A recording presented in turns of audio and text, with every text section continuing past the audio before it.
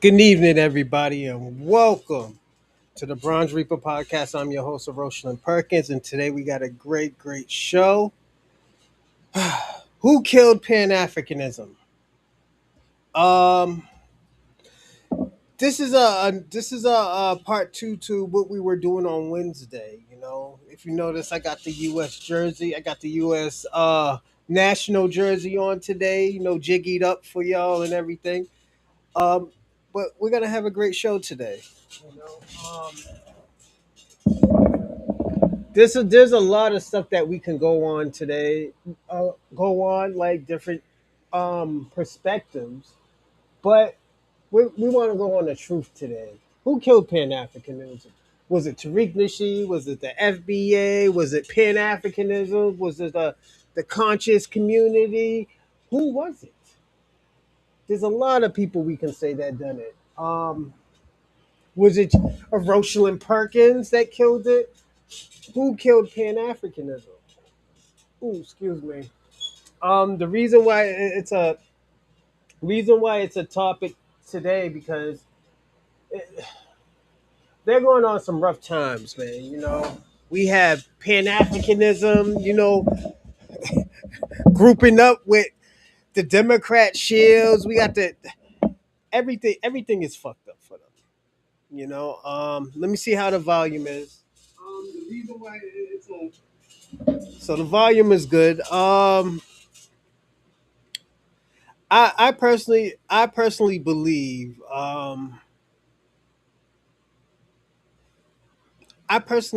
yeah, Pan Africanism was murdered. It was murdered. It was murdered by other groups. Now we have to figure out who were these people. Who is these niggas doing this type of shit? Um, I will tell you that I do.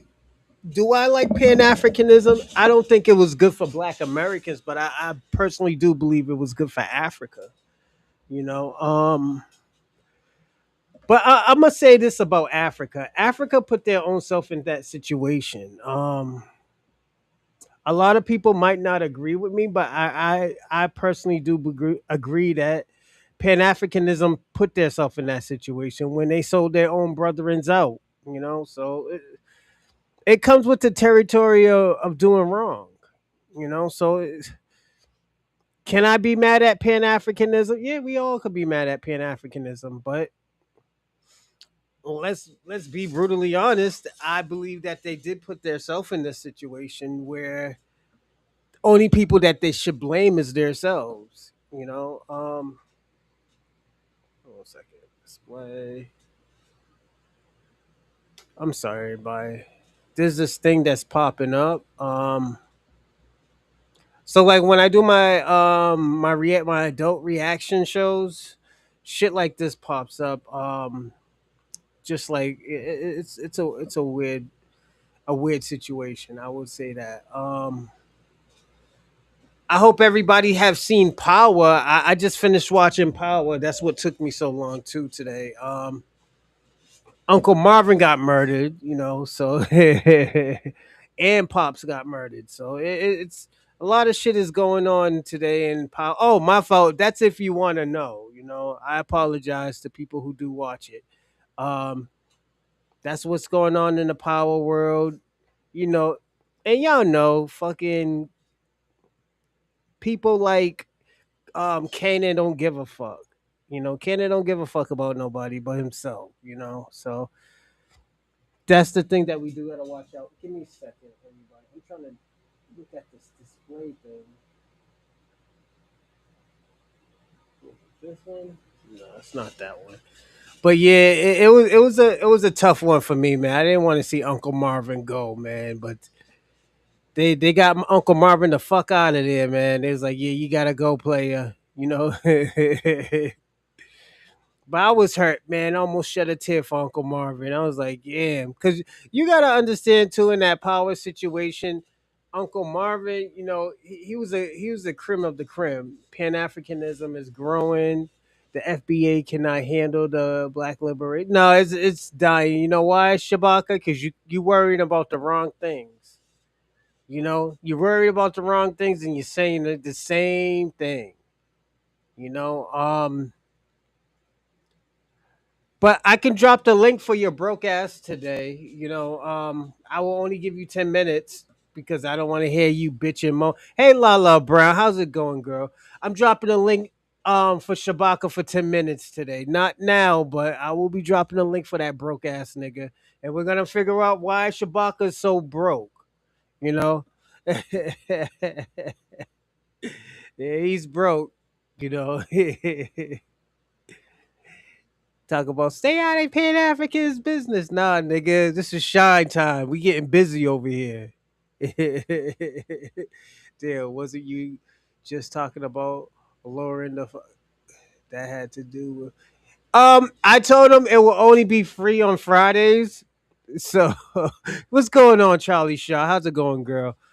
Now, I promise everybody that on Fridays I will drop the link for free. I'm not going to do it every day so he can just bitch and moan at us, and it's perfectly fine, but he's broke, broke people don't broke people don't run anything here. We don't get people don't get achievement awards for trying here, so he's broke.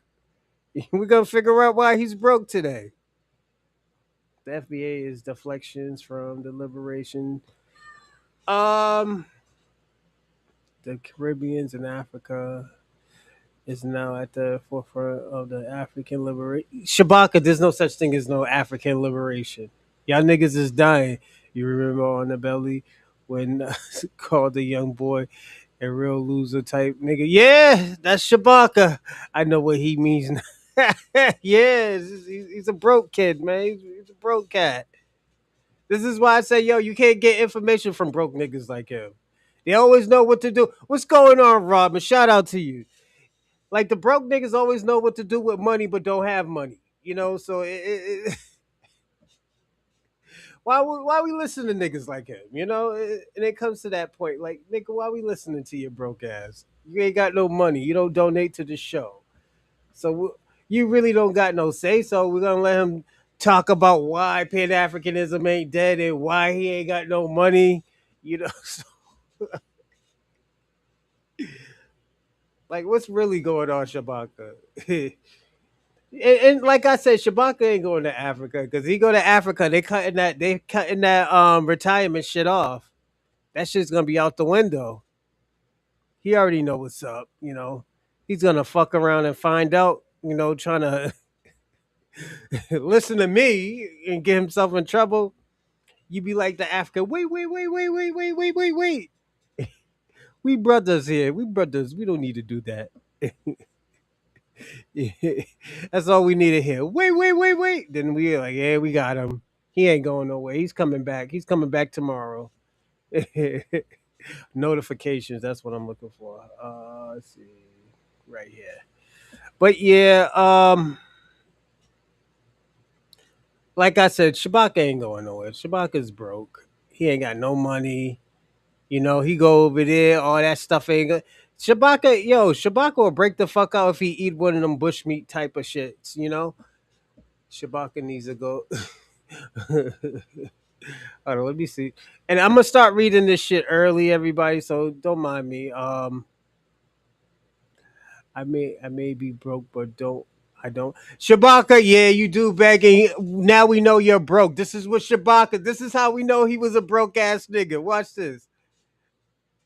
I may be broke, but I don't beg. What do you think that I was the AES is fighting for? The AES and the rosters are the mouthpiece of African unity worldwide. The FBA's is on the wrong side of his. I told you he was broke. That's why he didn't want to give no money. I knew you was broke, Shabaka. That's all you had to say. Yo, Rochelle, I'm broke out here. You know? And I wanted to say, yo, get your broke ass out of here. You don't need to be on here. You shouldn't be talking anything with us if you ain't got no money. And I'm just being honest with you, Shabaka. Niggas don't want to hear from no broke nigga. You know. I'm being honest. I don't want to hear from you if you're broke. Real talk. That's why when I ask Kwame about money, he would never say I'm broke. You know, he'll say I'm waiting for my debit card to come in the mail, but he won't say he's broke. You know,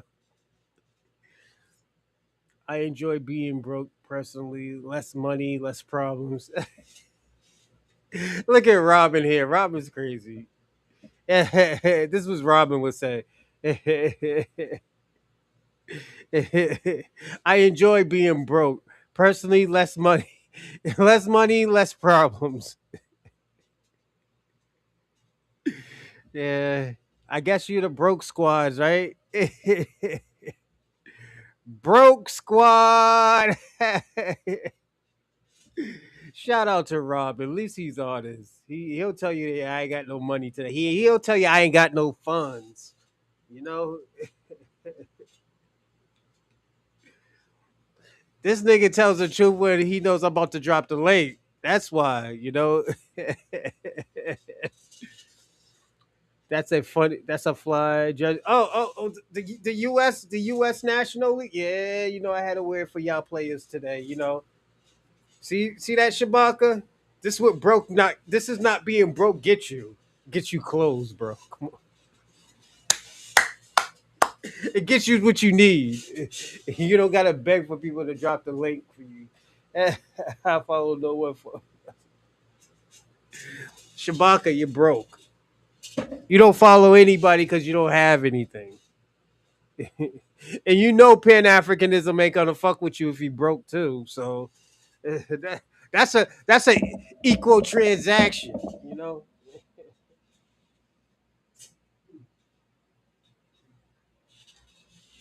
But yeah, it's an equal transaction. He said, "Don't you worry about what's yeah, don't worry. What is this way, Shabaka? Monday through Thursday. Don't worry about. Don't worry about. I won't worry about what's in your pocket, but don't worry about dropping the link. Then don't ask me to drop the link. You know, and you just gotta get some money, man. You worried about the wrong thing.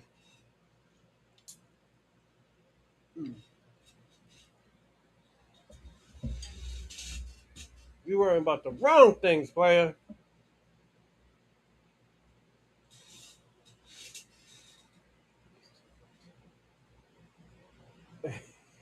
Real talk, Bozo calling me broke. You are broke, Chewbacca. You just said you're broke. You said I may be broke.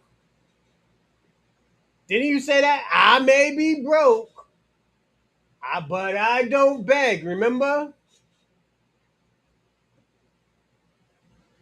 So what are you, like a successful bum or something? Like what do you do? Like I'm gonna drop the mic. I'm gonna drop the link for you in like 10 minutes, Chewbacca. We're gonna hear from your broke ass.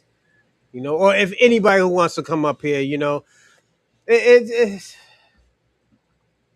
he's a broke nigga. He'll be the nigga in the clubs. He's like, yo, what you want to drink? Niggas is drinking Hennessy, the Remy, Dolce, but this nigga will drink orange juice because he broke out here. He's broke out here. Give me a second. Let me get a few things ready and we can get busy out here. Yeah, but yeah, Shabaka, you shouldn't be broke like that, man. That's a shame, man. And put your damn teeth in you. Put your damn teeth in the damn mouth. You was about to say. Oh, you damn menace. Oh, put your teeth in, you damn menace. Oh man, niggas is attacking you today, Shabaka. You know, yeah, man.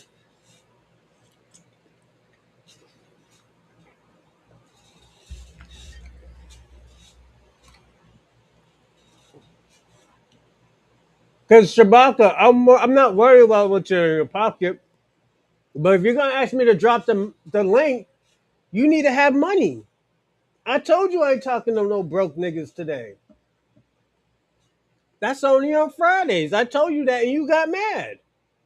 You got mad at me because you unsuccessful of getting money. Like, come on, let make that make sense, my nigga. You mad at me because you're unsuccessful of getting money. If it was that serious, make a podcast. I'll donate to your broke ass. You know, it just should be like that. You know, it's just we don't want to talk to broke niggas Monday through Thursday, my nigga. Come on, maybe once a week. You know,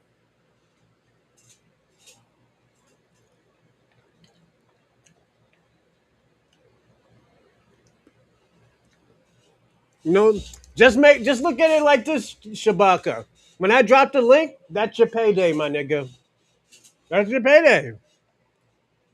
But if you stop that bumbling shit, that bum shit, I'm getting you the fuck off. I'm gonna get you the fuck out of here. I'm gonna let you know off the rip. We don't want to hear that. Oh, you call me an African booty scratcher and all this other stupid shit. You know, we're getting your bum ass out of here. You are a bum. Like we can't act like you're not a bum. You don't work. You know, you're not even a hobo. Hobos, at least they work.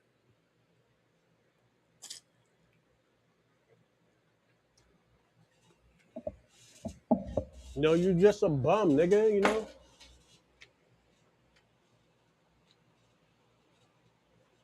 a knowledge of what, Shabaka? If I said again, you start that mumbling bum shit again, we getting you the fuck out of here. You know, Malaikum salam, Ali Howard. Shout out to you, man. Yeah, man. I just had to tell Shabaka, yo, he start that bum shit. We get him the fuck out of here. You know, it's once a month. It's once a week that I let him be on this show for free because he's a bum. You know.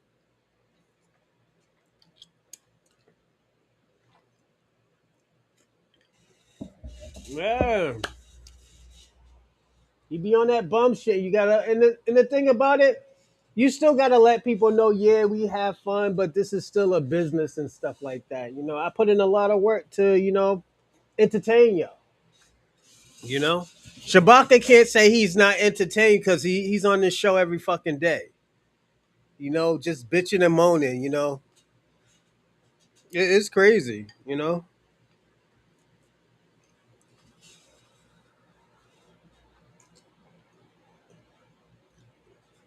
yeah, crash out. Never crash out today. Yeah, we gotta get that bum ass nigga out of here. He starts that dumb shit. Yeah, he's gonna be mad, but yeah, you gotta give me a second, everybody.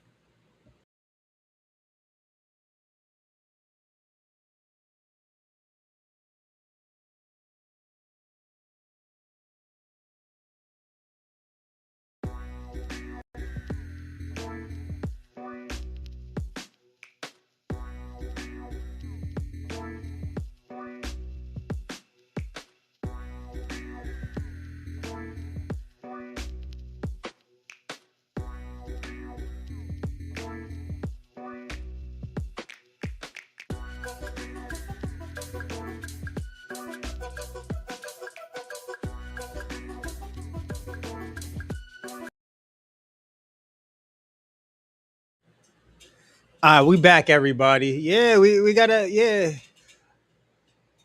I blocked Shabaka the second day in your life. I see none of his buffoonery. Oh, you're good. You'll see it on the side, on this side, but yeah, that bum ass nigga. Yeah, we're gonna drop the mic. We're gonna drop the link for him. You know,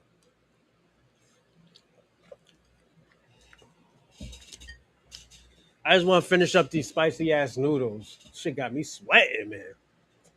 You know, how you do, how you do that? How did you do that? I want to join.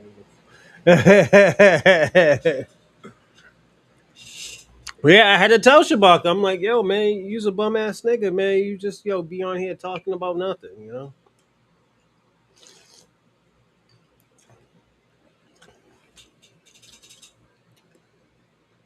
Well, we're gonna see what you're gonna say when you come on here.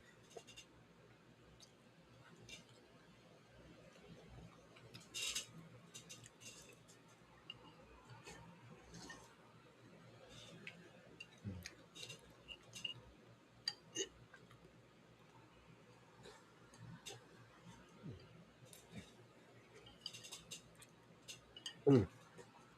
All right, I'm done, everybody. I'm ready. Had the spicy oodles and noodles. I'm in the game right now. You know, woo, shit's is spicy. That's why you gotta eat them fast. Because if you don't eat them fast, it's gonna burn even. It's gonna burn even more. But I'm in the game, everybody. I'm gonna drop the link, man. Then after that, I'm gonna go into the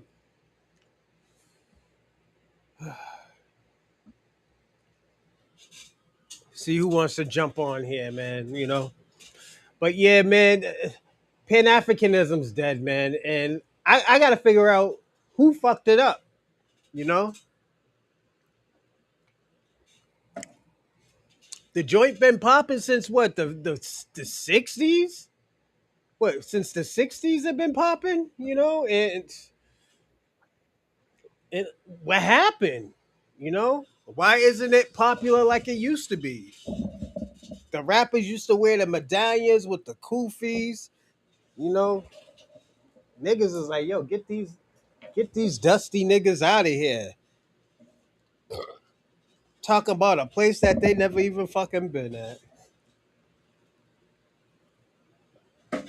You know, that's like me talking about, yeah, I'm gonna move to fucking Krypton.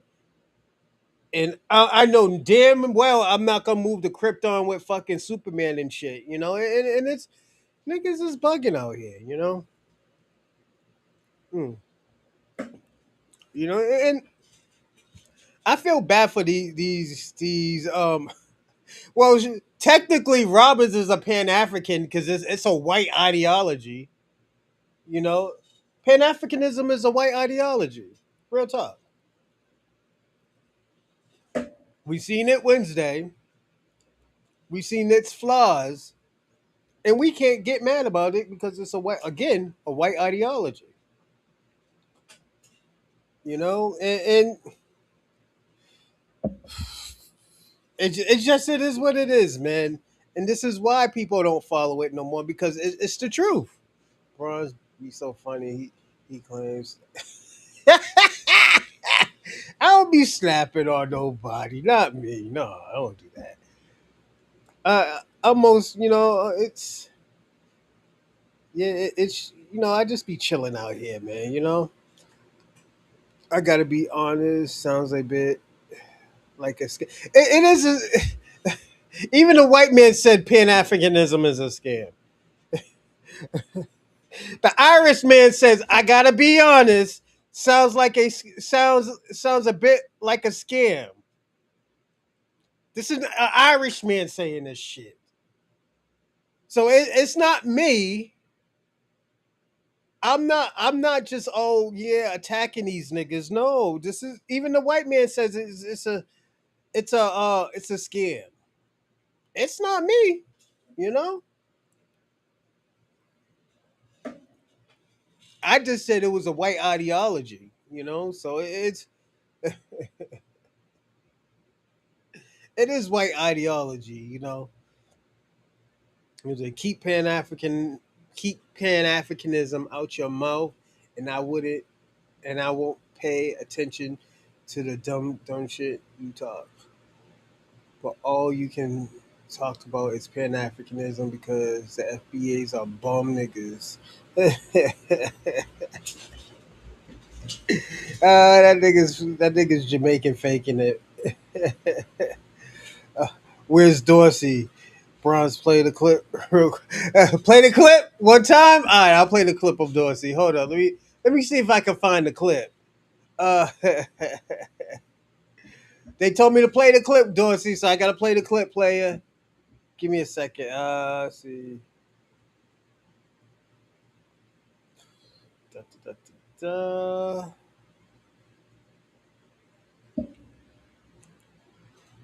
Uh, no, No sense. So Pan Africanism been around since the 1700s, but it didn't start popping off. Let's personally be honest.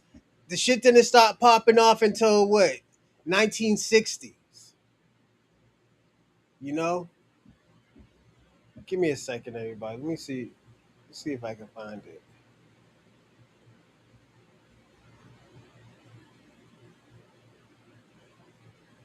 Is this it right here? Oh shit! They took it down. I think they took it down, everybody.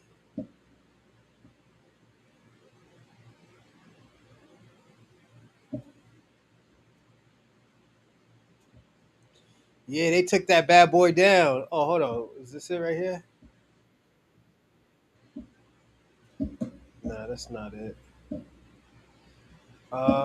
Is it this one? Nope. Yeah, they took it down, everybody. Damn shame. Let me see what y'all been talking about. Yeah, they took it down, Lala. Okay, I'm crazy. No since the 1700s it hasn't grown, Shabaka. It stopped growing in the early 2000s. You know? Oh no, don't use. Yeah, I had I got it from Dorsey, and they took that shit. They said that shit's unavailable. Fucking Dorsey, you know. Shout out to Dorsey. Oh no, Dorsey sings original. Yeah, that's what it be like. Give me a second, everybody. This shit keeps popping up.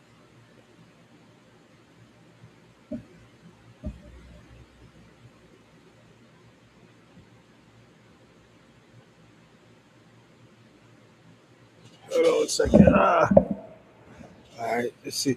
But yeah, let's talk about the Pan Africanism. I'll talk about a little bit about it. I think it died. I think it died when we started seeing the money that we were giving to Pan Africanism wasn't adding up. This is why right now you see less of Pan Africanism now because there's no money into it. You still got Dr. Umar, and he's still scamming niggas about the school and stuff like that. And niggas be like, yo, when the school's coming up and stuff, niggas was like, Shabaka, they're like, yo, we'll help you, you know? And that's where all that money went. It went to, you know, dashikis, fucking coke, you know, fucking freaks, niggas was out here getting their freak on, man. Pan Africanism started when they kidnapped the first enslaved person. But Shabaka, Africans sold Africans. Africans sold it to the white man. So when are Africans gonna take credit for it, or are you not gonna hold Africa accountable? You know, this is when people started like pushing back on the Pan Africanism. Like, yo, when are these niggas gonna take accountability for what these niggas have done? You know, when is it gonna happen? Now, when I ask you that, Shabaka, last time I asked you that, you didn't even want to blame the Africans. You wanted to blame the white man because they bought them. Let me ask you a question: if a person ODs, do you blame the crackhead or the drug dealer? You blame the drug dealer for selling bad dope. That's who you blame. So why don't we hold Africa accountable for that?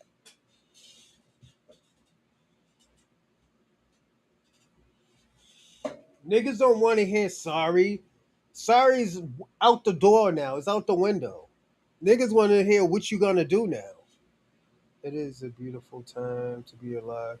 Yeah, it is. Shout out to you. Donald Trump is Jesus Christ. Whoa. Donald Trump is Jesus Christ. Nigga, what is you smoking on a Friday? He said Donald Trump is Jesus Christ. Shout out to shout out to you, player, man. I don't agree with that shit. I think Donald Trump is a piece of shit, but Donald Trump don't even like y'all niggas. I gotta be personally honest. Donald Trump don't like broke white niggas or broke white people. No, Donald Trump like rich white people. So if you ain't rich, if you're not bringing home millions of dollars, Trump ain't fucking with you. I personally have to be honest. Trump ain't fucking with you. But I do agree, it is a beautiful time to be alive. I got my U.S. national football jersey on, or as we call it in America, soccer. But we living life out here. It's a You are right. It is a beautiful time to be alive. Mm. But like I said, when is Africa going to take credit for or accountability for abandoning Black Americans or Africans, as they say? You know, you ain't gave shit to nothing. That's why you beg it already. No, they tell me not to have you online, Shabaka. Why? Let me ask you a question. Why aren't you mad at the audience? Why aren't you mad at my business partners? Only person you're mad at is me, because I had to. Fuck, I have to agree. I can't have you on here, Shabaka. You got mad.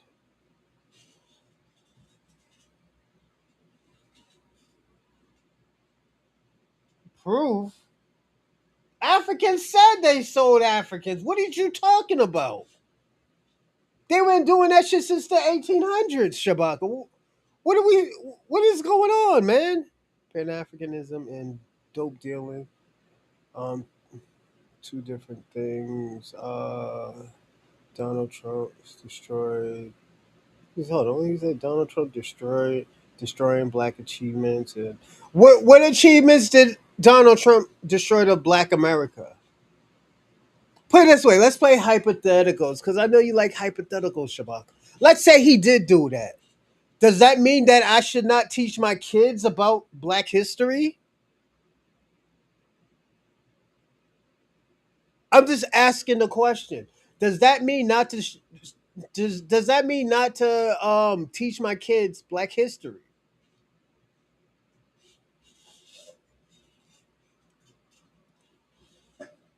What is that telling you, Shabaka? If they don't want to do that in their school, I'll teach my kids. I don't have a problem doing that. I'm a good father.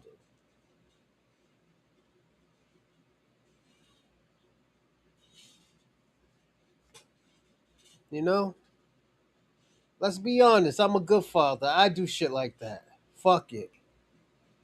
I'll do the work. You so fucking lazy. You don't want to teach your own fucking kids. You want to wait for the white man to teach your kids. I bet you your kids were scared to ask you fucking questions. You was probably one of them parents that was saying, "Yo, you better not be giving them white people a hard time." You was one of those type of motherfucking parents.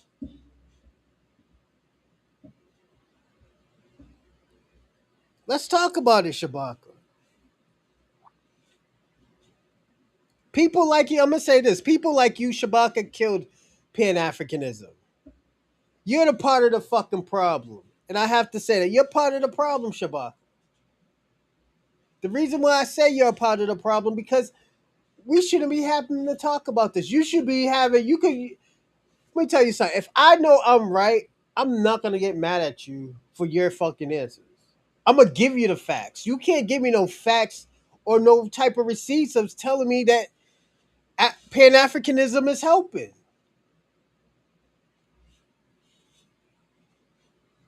You can't give me those facts. I could tell you like Pan Africanism is not helping Black Americans. I showed you 4 or 5 episodes of that. Yeah, I went to the best schools and they sucked. The parents have to teach them. Yes.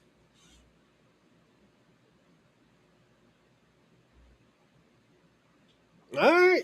They be on the show all the time, Shabaka. How Shabaka, how do you think I knew how when on that Monday, how did you know? How did you know? I already dropped the link, nigga. What was you talking about? I already dropped that link. When we drop it again, see what this broke nigga want.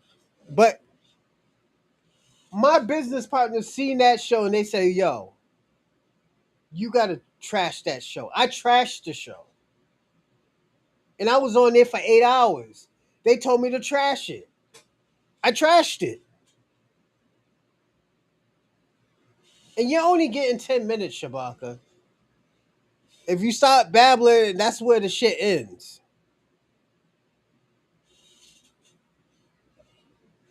Damn, man, this man don't.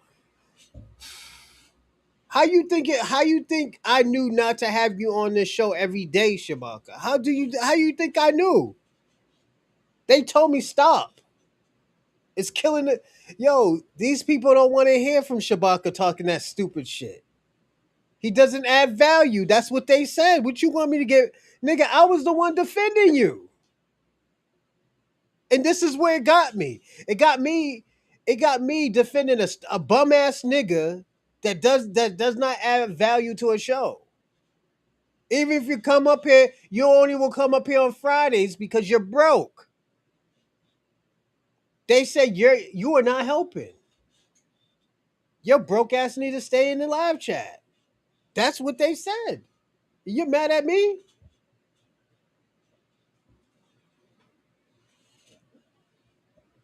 Oh, all right. This is what they said, Shabaka. You're mad at the messenger because I'm the only one who told the truth. Nigga, they don't want you. They don't want you on here. That's what they said. I said, well, the nigga he has some type of knowledge, and they said name some. I couldn't name any. Like, yo, what do you want me to say? You want me to lie, nigga? Like, come on. You want me to lie and say, like, well, yeah, Shabaka adds value. They're gonna ask me what value? Oh, Pan-Africanism. Nigga, you know more. They know what they said to me if I ever say that, nigga, you know more Pan-Africanism you know more about Pan-Africanism than him. Cause you do research. This nigga is just talking.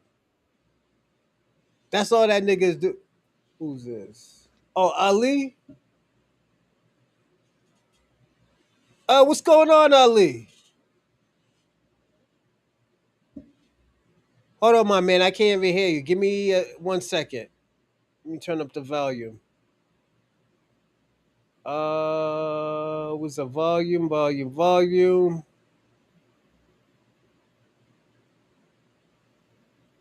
You hear Hello? me? Can you hear me? All right, I can hear you. I can hear you. What's going on, Ali? Good, How's good, man. everything? All good, all It's good. it's good. It's good. Hey, man, I'm just trying to Yeah, time it's in. cracking up. It's cracking up. Hey, let me hit you back. Let me get to the stop on. Let me Okay, okay, okay. hit All right, Ali. Easy. All right, that was Ali. Everybody. He said he's gonna hit us back. But yeah, it's like I said, like Shabaka. This is what they said, man. You can't get mad at me. I don't add value to a four-person. It's not even a four-person show, Shabaka. It's just me. But at the end of the day, if people are helping me, like people are actually putting time into stuff, I can't be like, well, no. Yes, it's my show, but they'll be like, yo, I'm not fucking helping you no more. How you think I've been getting views on fucking Twitter? I put in some of the work, but they do most of the work for me because I got so much time in the day. They put in all that time for me. They tell me the things that I have to do. They set up goals for me to do, Shabaka. Like, what is we talking about? You don't add value. That's what they say. If I don't have a great show, Shabaka, why are you here every day? Why are you here every day? It's not because of Pan-Africanism. Like let's really talk about it. Why are you here every day? You could go on multiple Pan-African shows. But their shit is not lit because that shit is boring. I asked the guy, I said, yo, I said, why don't y'all hold Africa's accountable for slave trade, for enslaving other Africans? This nigga blamed the whole shit on a white man. I said, this bum ass nigga with the dashiki. He couldn't answer the question. This nigga, it took the nigga 5 minutes just to answer the fucking question on why he don't want to hold Africa accountable. A lot of y'all niggas don't want to hold Africa accountable. Let me see this nigga. What's up, Shabaka, man? What's up, man? You're on now. You're on. You breaking up? I ain't Shabaka, saying anything. What? you're on now. Go on and talk. You got 10 minutes. Talk about what? You were talking about me. I'm broke ass and all this Yeah, stuff. you are broke, nigga. You How you broke. What know do you what's in my mean? pockets and Nigga, why you are you told worried me. about what? Nigga, you told I'm me. not gonna fuss I'm with you not over worried. nothing No. stupid. But I got enough. I Shabaka. got enough money Shabaka. right here, brother, right here in this wallet to pay your way anywhere you want to go. Nigga. Shabaka, that's not even a real wallet, nigga. That's a wallet that you But give your I'm not. teenager, nigga. Yo, Nah, that's this a ain't no wallet that you wallet. give This your, is a your Rasta teenager wallet, kid, brother. nigga. This is a Rasta wallet, brother. This is a sign of That's a unity and wallet that you give organization. kids. There's millions of Africans are That's using a the wallet, wallet like that. Shabaka. Yes, Shabaka. That's a wallet that you give kids or you win at a carnival. Are you serious? that bullshit. Bullshit. That's a wallet I bought from a store, a conscious store, Yeah. political A store. dollar a Dollar Tree, nigga. You bought that shit from Dollar Tree. A Dollar Tree? What a Dollar Tree? That's a And so what broke if ass. I That's a did? broke ass. And what if I did? That What ain't if I broke ass did? wallet. You You ain't ain't got no no richer money, than I Shabaka. am. You ain't You got ain't no got no money. money. Yeah, Get I a got more job, money than Shabaka. you probably ever have. So I've okay, been so through why aren't more you in money than you ever have. So But that's why not aren't the you in question. Let's Africa? talk Why aren't you in Africa? about Pan-Africanism, bro. Why Let's talk aren't you in Africa? Pan-Africanism. Why aren't you in Why don't we Africa talk about fighting with your Pan-Africanism? brothers? Why they dying? Why am I what? Why? Who killed Pan Africanism? Why is Pan Africanism Nobody killed. dying? Pan-Africanism is growing strong. Look at what's happening over in Burkina Faso. We moved Pan-Africanism from the United States and the Caribbean to Africa. We did that. Because it's dead. We That's why did y'all that. had to move. Y'all had to move out the No, states. Y'all had to it's move not out that. the We have an states. army now. We have an army now. We have an Where? army Where? Who now. y'all What fighting? do the FDA have? Who you fighting? What? Who are y'all Yeah, at fighting? this point, Who are we're y'all fighting the fighting? French and we're fighting Arab terrorists that are sponsored by the USA and the French. That's who we fighting. How's that And going we're for you? killing them. Y'all, We killed over you are 1,000 not of them killing on nobody. the last few weeks. Now, I say Yo, we because yeah. I support the AES. The AES is You the ain't only fighting. You in legitimate America. You ain't. Pan-African black Yo, organization that's working for the interests Shabaka. of the African people. You're in enemy. You're in enemy land. Talk about we fighting, nigga. What is you talking about? Enemy land. Yes, you said. Well, You said. You just said. You just said. where do a person supposed to fight at? Did you or did you not say Well, I'm USA? supposed to move to China and fight? Move to Africa. I fight wherever I'm at. You ain't That's fighting more it. than what Well, FBA why is aren't you doing. fighting in Your Africa? boy Tariq is afraid that Why he aren't might you? get hurt. Why aren't you fighting in Africa? And that's why he don't want to say that he's the leader of the Why aren't you organization. fighting We in don't need no Africa? chumps like that. We Why need aren't you? men. Why aren't We you need fighting in men that's working Africa? towards something. Why aren't you But fighting in what is the Africa? FBA goal? We're not talking about that. This I we am fighting talking. in Africa. I am fighting in Africa. I'm sending Africa or people over to Virginia? Africa to Africa and fight. Virginia, nigga? Yes, Nigga, you yes, crazy as yes. hell. I'm a Pan-Africanist, brother. You ain't going to I'm a Africa. You Pan-Africanist. scared? I Just say can you fight. I scared. can fight for Say you Africa. scared. I Say can you fight for scared. Africa anywhere I'm at. I can Say you fight for. I've scared. been fighting for Africa for the last 74 years. Say you Before you scared. was born, and you know nothing about it. Shabaka, just say you scared. You I don't done want to did go to more for Africa. Africa than you will ever do for the FBA. Shabaka, say you scared to go to Because Africa. your boy think you a chump.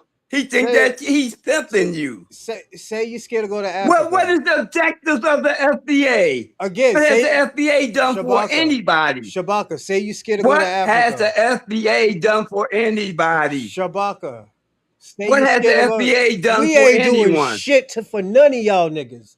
None I of know y'all y'all ain't doing crybaby shit and begging y'all never niggas. will Y'all because niggas you is got a pimp beggars. at the helm. Why aren't you helping You the got a Haitians? pimp that's up there just Now let's taking y'all answer money. this question. No objectives, no Watch goals. this, everybody. Watch this. Since you're talking about liberation, why didn't you help the Haitians? I am helping Haitians. And I will continue to help the Haitians. How are you doing that? I help them through organizations, through unity. What your organization? I help them through organizing people that can benefit the Haitian community. No. Been What doing it for organization? years, brother. What organization? The different liberation movements in Haiti and elsewhere, brother. I Them support niggas don't all want of to them. go That back support. to. What did you talk about? They don't want to go back to Haiti. How you supporting Haiti? We're They not don't talking wanna do it. about those people that's in the United States. We talking about Haiti. We don't want to go back to Haiti and be subjected to the same shit they subjected to. But you We helping going back Haiti. to Haiti to take over Haiti when we go to Haiti. But you're helping Haiti. When we go to Africa, we gonna go to Africa to take over Africa, not to come there and beg like the FBA for crumbs off the white. So this is why I told everybody he has no plan. This man has no plan. He thinks supporting a organization that's not doing anything is helping him. Please continue, Shabaka. The Lion's Voice. Excuse me? You ever hear the channel called The Lion's Voice? No, I haven't heard that. Enlighten On me. YouTube? Enlighten me, Shabaka. Check them out.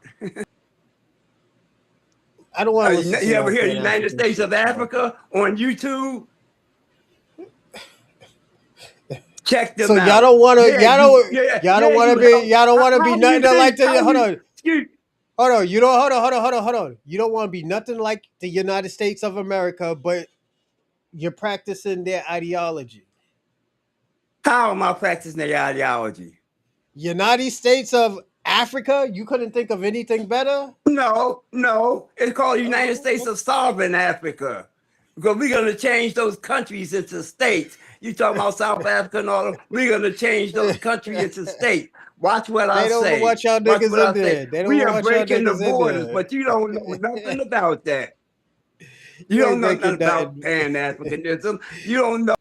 You ain't breaking nothing. What this the is hold on. Is. You had a chance to explain that to us. You had a chance to liberate us for it. I'm explaining you didn't liberate it now. Nothing. I'm not explaining. We are liberated. Yes, we did. We are liberated. You talking about Burkina Faso, Nigeria, and Mali. Yes, we did. They are Pan-African countries today, brother. What has the FBA? Shabaka. That's why we don't. They can't even organize 50 goddamn you and me. This is why we say, like, yo, what's your you're objective? Not a good teacher, Shabaka. What's the objectives of the FBA? Shabaka. What is the title? What are the objectives of the FBA? What is the title? What does the title say, Shabaka? It's not just a title. It's an organization, brother. It's an organization, whether you realize it or not. Oh my God. You see why I have to put him on pause and like he just talks about nothing. We're talking about what killed Pan-Africanism. He's talking about Tariq Nasheed, FBAs. If you don't think, and I'm gonna say this, everybody, if you don't think Pan-Africanism was killed, you tell me why it wasn't killed. You tell me why is it working out. But at the end of the day, you gotta back that shit up with facts. This is why, and everybody, this is why my partner said, like, yo, don't have this nigga on your show every day. I didn't say that. They said that. This like, yo, this nigga, he just be bugging the fuck out. He bugs the fuck out and don't talks about the topic. So now I hope everybody understands why I do this. Even if you abbreviate United States of Africa, it is still you. Yo, you're crazy. All right, let me put them back on here, everybody. All right, are you ready to talk about the No, topic, bro. Shabaka? Huh? Pan-Africanism Are you is ready way to? from there. They just did a 7 million Unity Day thing in Africa. You know nothing Yeah, but about Pan-Africanism. so Why is it dead to you? can I talk? Because they not paying you in Duke Jackson money? We not in it for the Can I money, talk? brother. We're in it for the liberation and freedom. What are you in the So FBA why for? y'all in the reparation? Why are you in the reparation talk then? We started, they owe us. They owed us. They kidnapped us. They stole us. They But you, killed us. That's but right. who's And you us? are us, whether you want to Your your be or your not. brother, FBA your don't brotherins, make you no your different. your brotherins were a part of that. Your African brothers were a part of that, And the right? Indians was a part of the white man taking America from the Shabaka, Native we're not Americans. talking about no And the white fucking. man sold Hey, we guns to ain't talking other about no fucking. Indians. Man, come on with the bull crap. Get We ain't talking about no fucking Indians, man. We talking about Africa. Indians didn't go to Africa and take us, nigga. What the fuck is you talking about? Why you touching this topic with fucking kitty gloves? You taking care with this shit with kitty gloves, and you know they were wrong for that shit. This is why your shit is dying. This is a prime example, Shabaka. You can't hold Africans accountable for anything. Look at you. And you want to go back so them niggas can sell you again. That's some bum ass shit. This is why niggas call you a bum ass nigga. This is what we're talking about, Shabaka. This is what we're talking about. You don't want to hold Africans accountable for what they did. Even when their president said, I apologize for what my tribe was accountable of. You still don't hold them accountable even when they said that they did it.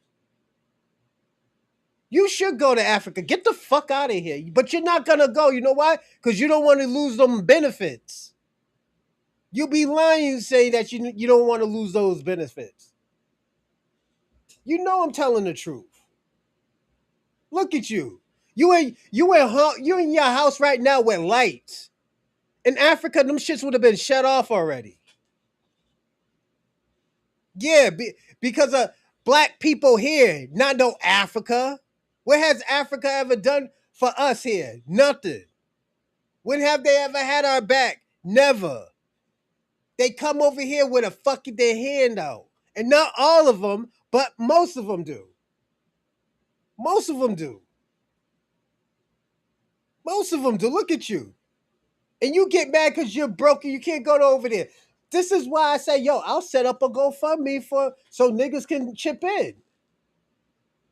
To get you the fuck out of here, though, you'll make more money than my fucking my GoFundMe for my short film. Real talk. Now you can talk. Now go. a one-way debate, right? You're going to say everything, and then I can't say nothing, and then you're going to mute me when I do say something. No, we get back to the white man. We get back to who brought the slaves over to America.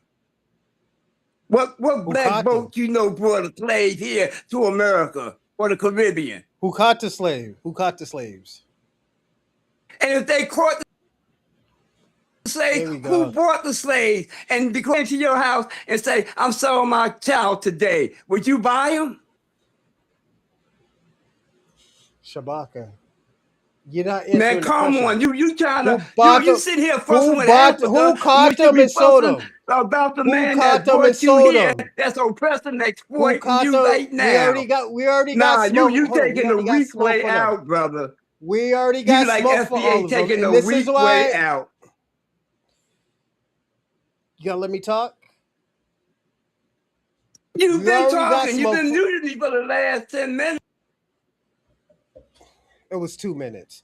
But anyways, like I was saying, we already got smoke for the white supremacists. We're the only ones fighting white supremacy. We're the only ones that never signed treaties. We're the only ones that got winning. We're the ones who only has winning points when it comes to the white supremacists. When it came to Africa, they colluded with the white supremacists to bring Africans over here. Was it a lot? No, 4%. It was only 400,000. There were already people here. But the problem is the Africans colluded and they got money from it. I don't even know why they even asking for reparations when it was a transaction. They got weed, they got liquor, they got guns. That's what they got. This is what they got out of it.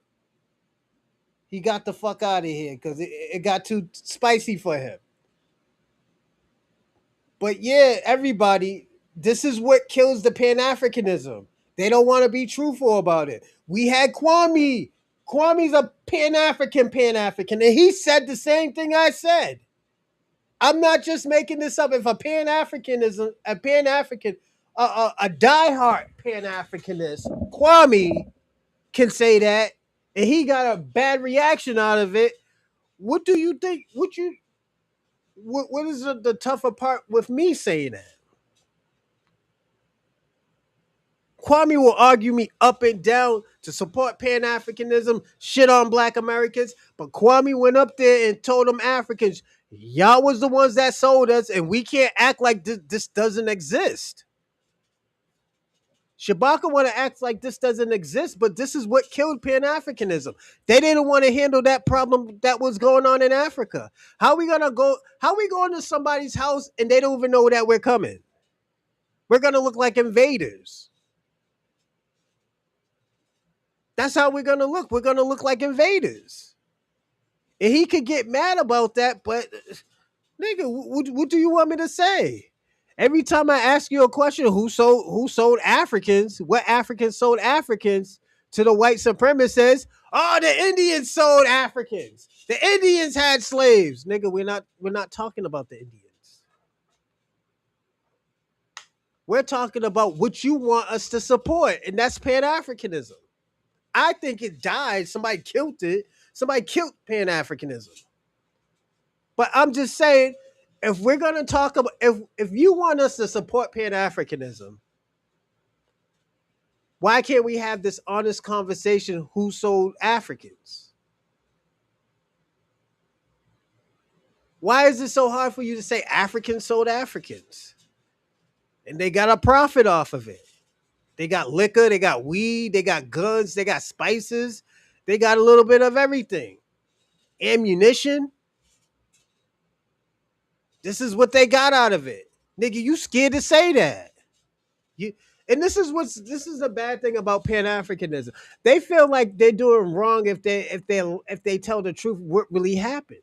This really happened. This is what killed Pan-Africanism. What really killed Pan-Africanism was these people not telling the truth what happened with Africans. Why did they sell them? Why is there still human trafficking in Africa? Why is there still human trafficking in Africa? Is there human trafficking in America? Yes, there is. I'm gonna admit it. Yes, there is still human trafficking in America. But if you get caught, you going to jail, nigga. That's what's gonna happen. In Africa, you get caught, you can make a profit. There's a transaction at it too. Don't go to them Arab African countries. They're even worse. They're even worse. Shabaka didn't want to have that conversation. He just wants to talk, bitch, and moan. No, we ain't gonna let you do that here. I'm gonna answer your questions. If you can't answer my question, you gotta get the fuck out of here. This is why. That's why my partners said they don't want your broke ass up on there. That's what they meant when they said that. You can't get mad at me. They're right. Your broke ass don't need to be up here. Your broke ass should be thinking about how to get some money.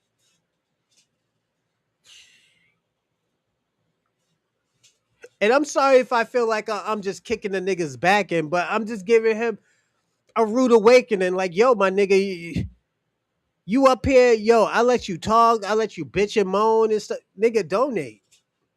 Why you care about what in my wallet? Man, that $1.25 fucking wallet, nigga. If you say you got money, nigga, you should be donating. I let you talk, I let you bitch and moan. I'm the only one that never blocked you from the dumb shit that you do. Then you get mad at me because I say, yo, the wallet's $1.25. You ain't got no money like that. I was gonna show him my wallet, and my wallet's in my car. I got a Coach wallet. It's not the most expensive wallet, but it's a decent amount wallet. It's leather. That shit was plastic. Niggas gonna be like, yo, you kicked that nigga's back in. You should have never did that to that boy. Nigga. Give me a second, everybody. I apologize. But yeah, it's like this is why I say, yeah, I'll drop the link today, man. If y'all want to talk, y'all can talk. But in the next 30 minutes, I'm starting this show. I will tell you that I'm starting this show in 30 minutes. Don't forget to like and subscribe and comment in the live chat. If um I'm about to put it on subscribe. So if you're on YouTube and you're not a subscriber, it's gonna be hard to see. I mean, it's gonna be hard to write. So subscribe, subscribe, subscribe. And also, if you want to donate, you can donate to the Cash App that I'm about to hold on one second, everybody. I'm about to this is gonna be the Cash App that I'm about to drop the link for as well. And what is it? GoFundMe. You could do my GoFundMe for my brother Morningstar, Sir Adam's great portrayal. Uh, Also, I do got some other great news. I will be starting to record. I want to say in. mm, I want to start recording by next week.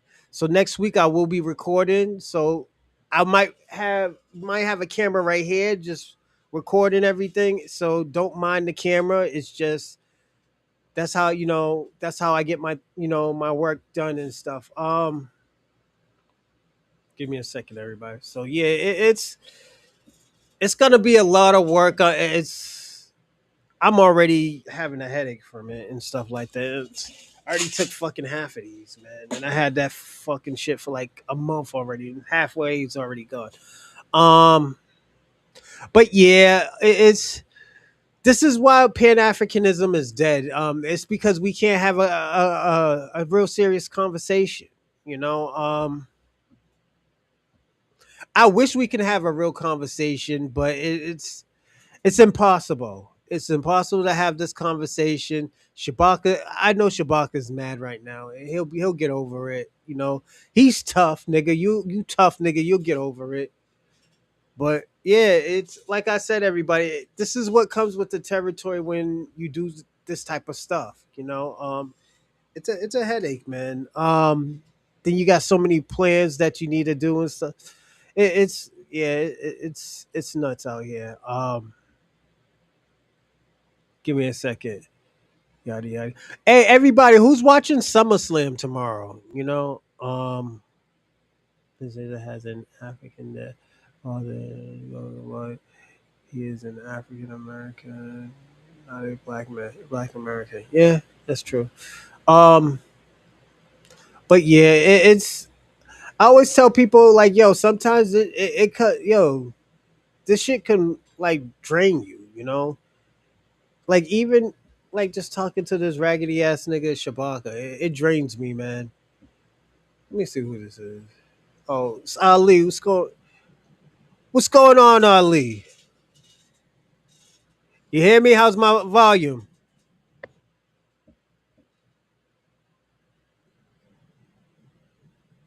You there? Yeah, how my connection Okay. now? All right, you sound good, man. You sound good. How's everything? Pretty good, man. Hey, I wanted to chime in on your topic today because I'm Gen X. I Okay, was Gen X. I was in the ninth grade in '88, so I was at the proper mindset to remember before, after, during. You know what I mean? So let me explain something. I'm in the South, all right. This Texas. Okay, There was Texas. never a Pan African anything in America. All right. Mm, Pan Africanism only exists in the conscious community. Outside the conscious mm, community, we've never even heard the word Pan African. You understand?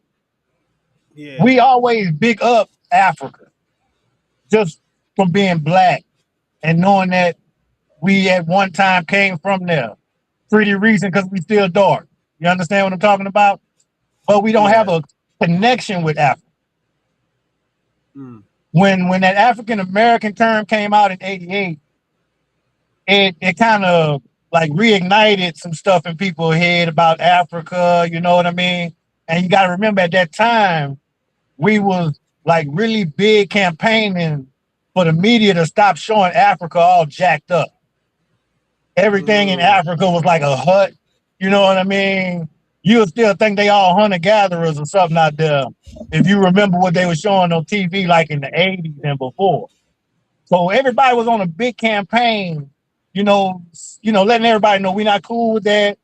Stop showing Africa in that way. That African American term came out. That kind of reignited stuff. We all went and got our little African men medallions at the flea market. You know what I'm talking about? I had a dashiki or two. You know what I mean? Just because I seen something that we liked or whatnot. But we was just big up in Africa. We didn't have a connection with Africa. We weren't Pan Africanists. Like mm. like Africa Bambaataa. I just found out Africa Bambaataa was a Pan Africanist because I just found out what Pan African was. You know what I Mm, mean? But did I yeah. like his music? Yeah, we used to jam his music. But that's just it. He made a song. We liked the song. We weren't Pan African. All right. Mm, The conscious community really only live on the coast. yeah. And Let me in ask a spot, question. uh, Do you think that's an East Coast thing? The yeah, medallions, the yeah. dashikis. Okay, okay. Wait. Is Well, it? no. Pan Africanism is a East Coast thing, but like the dashikis and all that, they sold it everywhere. You know what I mean? Okay. That was all over the country. Cause you know when something popping, the little flea market's gonna get it. You know what I mean? The little dude in front of the corner store, he gonna sell him a couple of medallions and something because that's what's going on. Like, okay, now I'm not trying to be offensive, but like in the South, we call a lot of that like uh New York religions. Mm, You know what I mean? Because there's a lot yeah. of stuff that comes out of New York and on the East Coast that we've never even heard of. You know what I Yeah. mean? And it's a whole like religion. You know what I mean? And so you don't want to be disrespectful and say it wrong or something like that. You know what I mean? Because when cats come from New York or from the conscious community, they come down here in the South and they start talking that uh in that mindset like I'm on some secret knowledge that you ain't got. You need to get this knowledge from me, brother. In the What's the South, we math gonna of look the at them day? crazy. What's Huh? the math of today? The shit like what's the math of today? Yeah, we don't even. I have no idea what that even means.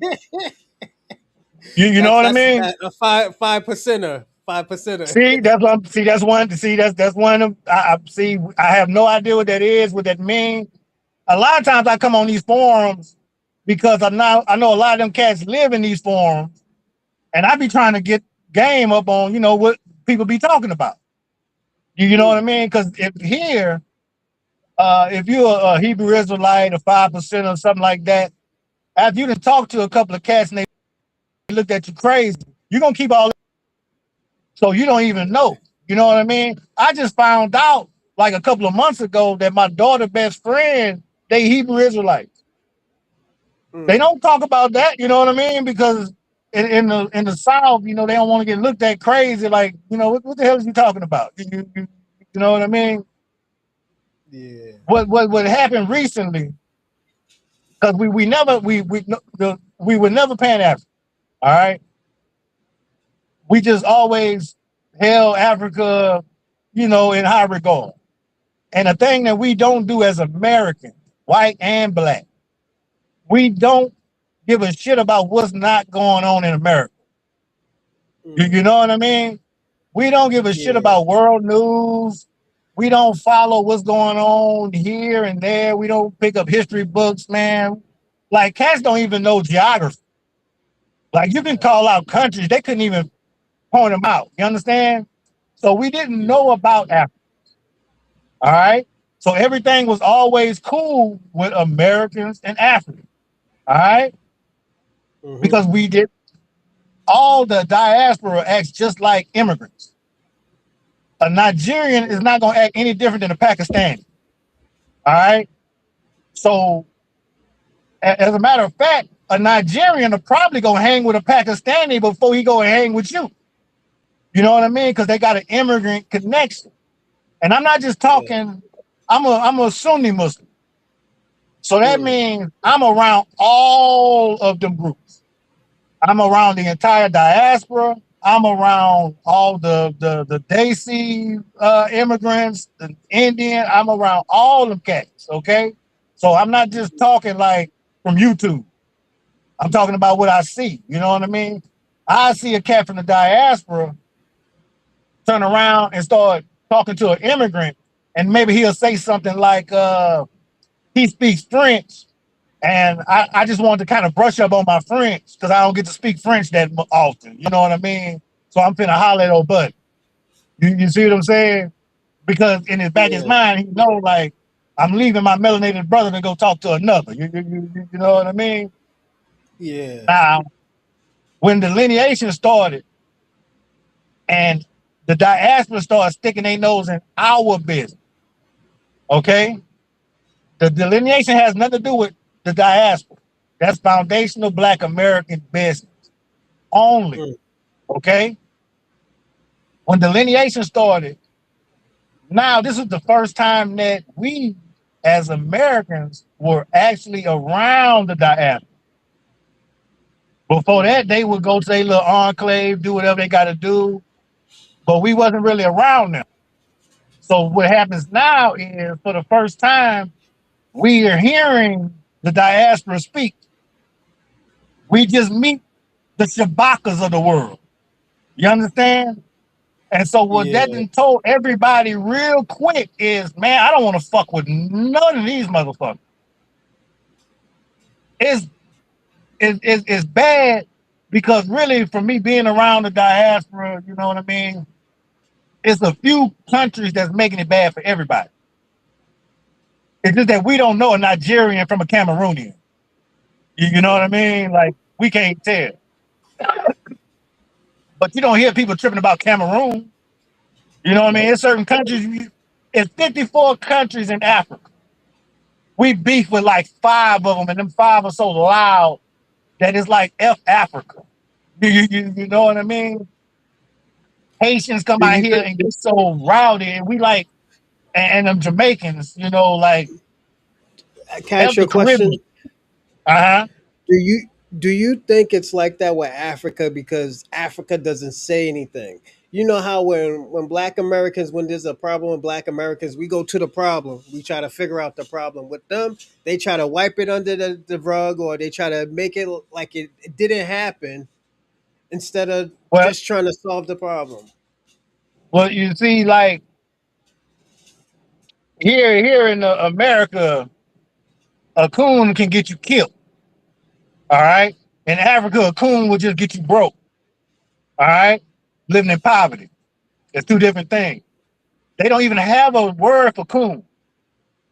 Mm, Like hardly any African country has a direct word for an off-code Negro. mm, So that means that concept is not even with them. If you see, mm. they always get behind each other on scams and you know what I mean, all that type of stuff. Look at your man. I forget that dude's name. He do a little podcast. He had like some little African accountant hit him up for a couple of million and ran over. Um, Go look on my man, African posts. You know what I mean? Like you're talking about O'Shea? no, no, O'Shea, no. Uh, nah. He got them. Man, what's that dude? What's that dude in like he be in movies and he used to be in movies and stuff. Michael Blackson. No, no, no. He had I forgot that cat name, man. But you know he mainstream. Like he done had a couple of cats on his podcast, and like they started they Godfrey? acting like they were trying to big up Trump or something. Godfrey? Nah, nah, he FBA. Oh, FBA?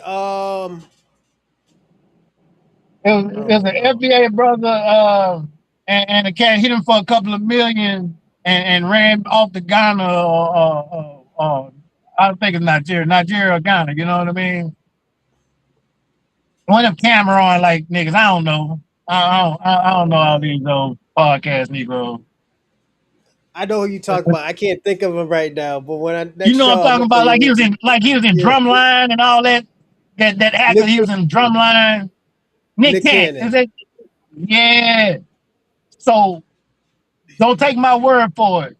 Go to any African podcast thread and look up that Nick Cannon situation. And you're gonna see the Okay. whole diaspora like, yeah, good job, get it. You know what I mean? Like nobody called him out. You know, they don't do Yep. that. They don't have that Mm, concept. They don't understand that it's them holding themselves down. They still talking about the yep. white man like, bro, colonialism has been done for a minute. You know Yep. what I mean? Y'all got a black problem. Y'all don't have a white tea problem. Y'all got an Yep. each other problem. But see, it's something that we don't realize because we not tribal. So we say they got a Yeah. lot of tribes, but really some of those are enemy tribes. You know what I mean? Like that's not just another tribe. These are enemy Mm, tribes. A lot of the stuff we see in the news, it don't be having nothing to do with what's in the news. That's two tribes going against each other. You know what I right. mean? But I just wanted Hmm. to say that nothing killed Pan Africanism because it actually never was any Pan Africanism going on. That's something that just exists in the conscious community. Oh, You know okay. what I mean? You see other cats wearing stuff because it's comfortable a lot of times or something. You know what I mean? Or you, hey, I like that style. Yeah. It So was you'll light. wear It that, but was light. don't get it twisted. For a Thank couple of you, years, I Ali. I used to wear that. appreciate You ever seen one of those Nigerian crowns? the That Kufi. little hat they Yeah, the wear kind of like Kufi. a kufi. Yeah. Somebody had gave me one of Yeah. them one time. I used to rock that all the time. You know what I mean? I wasn't a Pan African though. You know, somebody gave me a cool little hat. I used to wear it. You know what I mean? Yeah, it be like that, man. You know, you probably got Yeah, some yeah. sneakers I to ain't gonna go take with a. the hat. What'd I you said you say? probably got some. I said you probably got some sneakers to go with the hat and stuff. You throwing a hat on and stuff. Yeah, I know what You you know, talking about. You know I accessorized it. You know what I mean? Come on, man. Had Yeah, a little gold trim on it. Come on now. Yeah, yeah, but see, and the thing is, every time somebody hear a cat like Shabaka, that furthers them from Africa. And that's what them cats don't mhm, realize. See, they yeah, not intelligent enough to know to shut up. They keep thinking, hey, you know what? I'm gonna say one more thing, and this gonna make my point, and then they gonna love me in Africa. It's like you ever seen a dumbass dude on First 48, and he's in the interrogation room, and he was like, man, I'm finna talk to these cops, and I'm gonna get about this room, boy. I finna give them this fly story, and I be eating lunch yeah, by 9 o'clock. yeah. Not knowing And that they ain't just let gonna him work. talk and talk. And the more he talk, the more he going to jail. Yeah, So about to go on the a more the vacation. Shabakas of the world call and you hear them cats, you like, damn. The more you hear about dirty black Americans, you like, damn. That's how Yeah, y'all feel about us right there? Like, yeah. wow. You be surprised, man. They talk worse than that, man. Yeah. Let me tell you something. I've Yeah. been around. I'm from Boston. In Uh-huh. Boston, we do have diverse people. There's still a lot more black people here, but you got Haitians, you got Cape Verdeans, you got Dominicans, Puerto Ricans, Salvadorians, Honduras, Somalians. Especially if we live around the college areas like Northeastern, because Northeastern and MIT's near hoods. Those are near hoods and projects. Most people don't know that. Mm-hmm. Nah, I ain't You know see that. it in yeah, see, there's a diverse. You see diverse people from Nigeria, Kenya, South Africa, Greece. What else? Haiti. You see a lot of that, but and that's where the money is because most of those people are dope fiends, anyways. That's how most people make their money if they're in that type of world. It's through them. But In, like, in, yeah, in the South, you just gonna see them in the big city. I'm in yeah, Houston, so I see them. But yeah. I was in another smaller city, you know what I mean? And nah, it was just Mexicans and you know what I mean? Yeah, yeah. There's not that many But Mexicans in Boston. There's more like Dominicans and Puerto Ricans. but You they know. all here. Yeah, Texas big as yeah, hell. They ain't gotta go no further. yeah, man. But hey man, My little. hey, let me get out of here. I see my phone finna die. I'm just getting off of work and I ain't had no charger with me. Oh, okay, So okay, okay. Nice talking to you, Lee. all right, man. Till next time. Yeah, definitely. Everybody, that was Lee. Thank you for the knowledge, Ali. I didn't even think about it like that. Oh, Sarah, hi, Miss Ramirez. Hi, Miss Ramirez. How's everything? If you watching, thank you for the kisses on the cheek. Shout out to Dorsey and Miss Ramirez. But yeah, Ali got a point there. I didn't think of it like that either, but I don't think Pan Africanism ever been popping. Just thinking about it, and I think it is an East Coast thing. You know, style. Black people always been stylish. If we niggas back in the early 2000s was wearing the little Chinese hats like Raiden, walking down the street smoking a blunt in Boston with some A dogs on with the was it the with the A dogs on. Niggas is be out here styling, profiling. Niggas is with a white tee. A 4X white tee. Niggas be out here bugging. So niggas always been stylish. So we take other people's culture that they didn't know what to do with it and made it dope, you know. So I wouldn't be surprised if I catch a nigga eat with some chopsticks with the little Chinaman hat on and everything. So niggas is just niggas be pressed to impress. I mean, dressed to impress. I apologize. What's going on, Convo? Salute, salute. Nah, Dr. Umar can't even say Cuban because he's half Afro Cuban. So, hey yo, you know what I found out?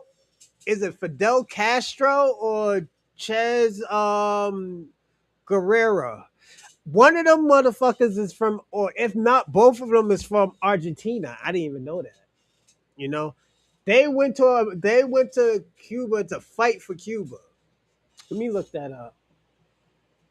Uh, what's my man's name? Yada yada yada. Fidel Castro.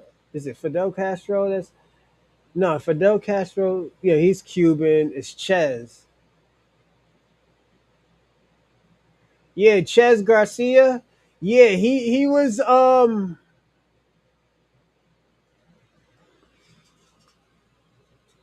and shout out to him, man. I know a lot of us don't really fuck with Argentinians, but he was in Argentina that that got busy. He died for everybody, and this is why I always tell people all the time.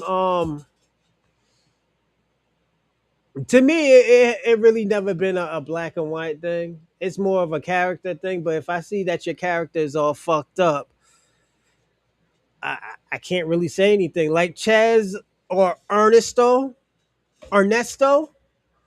Garcia, niggas liked him, man, because he was for everybody. He wasn't just for only Latinos. He was for Black Americans. That's why when he was with Black Americans, he was chilling with us. You know, Ernesto was known for his cigars. Most people think it's a Fidel Castro thing. Fidel Castro smoked cigars, but Ches, or see another one that say fuck Argentina. Ches Garcia, he fought for Black Americans, But yeah, Argentina has to hold that shit, their history, man. I do agree with that, Dorsey. I know you didn't say that, but I'm just adding a little bit more. Robin said he wore daishiki. Shout out to Robin. Robin, he's a Irish, Congolese, Pan African white man. So shout out to you, Robin. Robin said I wore daishiki, and I put Robin's things on here because a lot of us can't see it because Robin's on Kick. Shout out to Kick, everybody. Hold on one second. Yeah, Rob is everything right now. He's out here living life. Just give me a second, everybody. I'm about to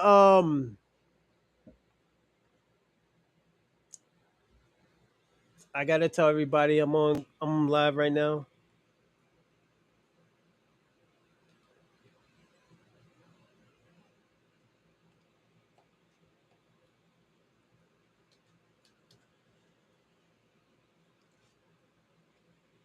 But yeah, who's tomorrow? Who's gonna be out here tomorrow watching SummerSlam?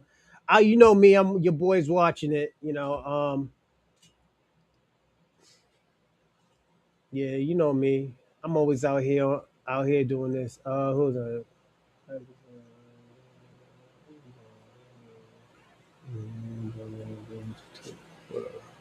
That's crazy. Um, yeah, man, but yeah, I had to get Shabaka out of here, man.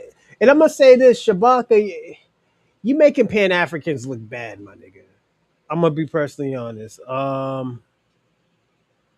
You making Pan Africanism look bad, and the reason why I have to say that, nigga, not all Pan Africans are like you.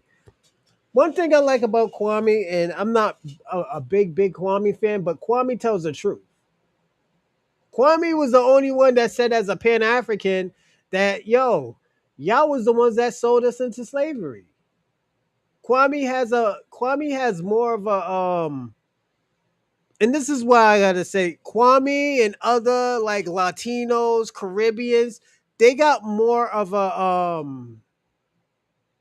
they should have more of a disdain for Africans because of the whole slave trade. Yeah, times went by, but at the end of the day, the shit was still wrong of what they doing. You know, yeah, things were wrong, man, and I can be like, oh yeah, I'm fighting for y'all, but no, it's not my fight. We see what happens when Black Americans fight. for other people. They always turn on us, or there's some bullshit that happens.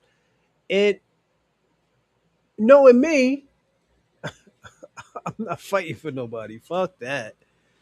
I'm good. I ain't fighting for nobody no more. Um, but yeah, let me ask you a question.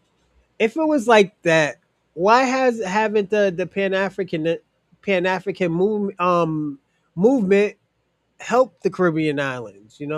It's always Black Americans. It's always us doing everything. And as I always tell people all the time, I see it as a problem now.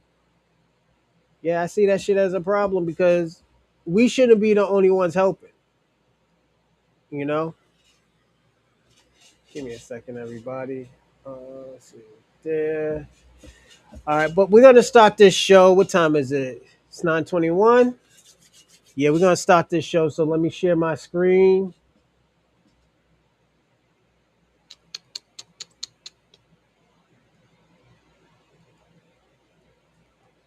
Right here. All right, perfect. Window. All right. So first thing we're gonna be watching is um O'Shea Duke Jackson, and he talks about Pan Africanism finally gets what they deserve. Um, I was watching a little bit of it. I was dozing off because I was doing other stuff, but I can actually watch this with y'all. So let's see what O'Shea says about Pan Africanism. On May 25th, 1963, we would get the formation of the Organization of African Unity, which we now know as the African Union. In May 25th of every year, we celebrate this day all over the Black world as Africa Day. And this was another brick of the building of Pan-Africanism.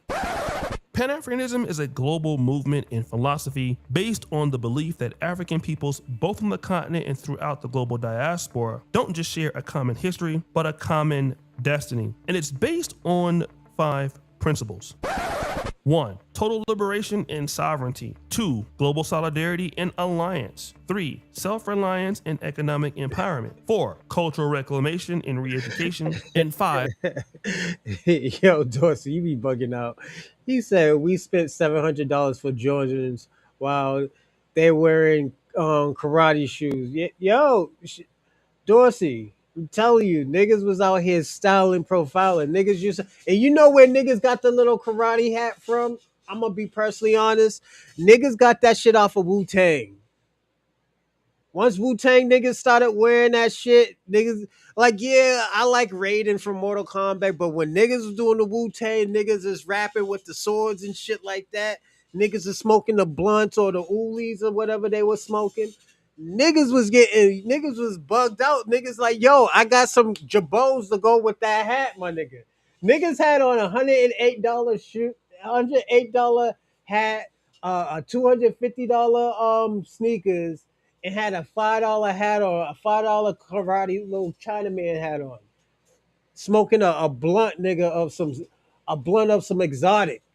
Niggas was out here bugging out in Boston, and I was one of them niggas that were doing that. I ain't even gonna lie. Nigga might even throw a basketball jersey under it. Throw a basketball jersey with the karate. Yo, niggas was out here wilding, my nigga. Like this is where I always have to explain to people as yo, Black Americans is always supporting everybody's culture. We always uplift everybody's culture. We influence everybody's culture. We didn't have to do that shit. Wu Tang, that shit is all about kung fu movies and shit. Kung fu movies and the Shaw Brothers. If you don't know what the Shaw Brothers is, that's the guy who creates all these dope movies from the White Lotus Clang to the fucking Five Deadly Venoms. What else? Drunken Tai Chi Master with Donnie Yen. And in Boston, they used to call him Boston Donnie. I mean, Dancing Donnie. You know, like these niggas was a part of the culture because of Black people's influence, Black American influence. That shit did not happen on the. Yeah, this shit was on the East Coast. This is why East Coast is known for fashion, Dorsey. You know, West Coast is known for the nightlife and what the high sedity shit.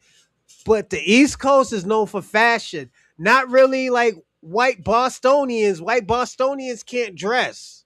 But black people from Boston, they can dress. New Edition. New Edition was the ones that was fucking around really technically with the Butters. Niggas didn't really know about the Butters until, New Edition. But we give New York that because New York was the one that coined it, that made it dope, that had everybody wearing Timbs. We got to give that shit to New York.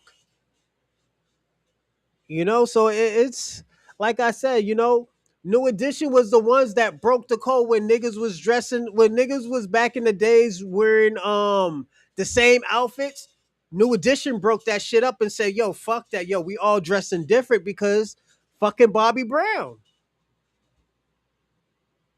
Bobby Brown was the one. He's like, yo, I'm not keep on wearing the same shit like fucking Ronnie has on or fucking Mike.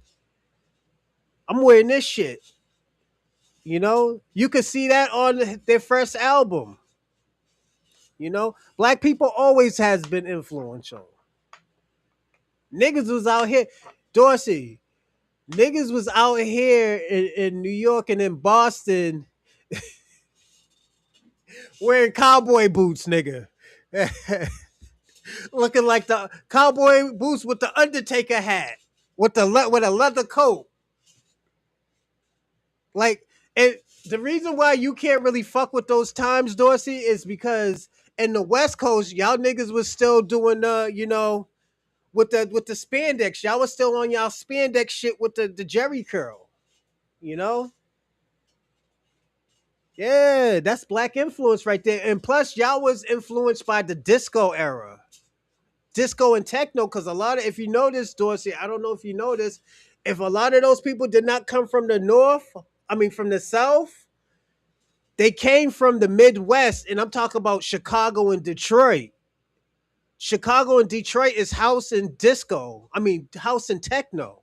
That's why y'all niggas was still wearing spandex, and the hardest nigga was the one with the spandex break dancing with a Jerry curl. Yes. We're the village. Yeah, yo.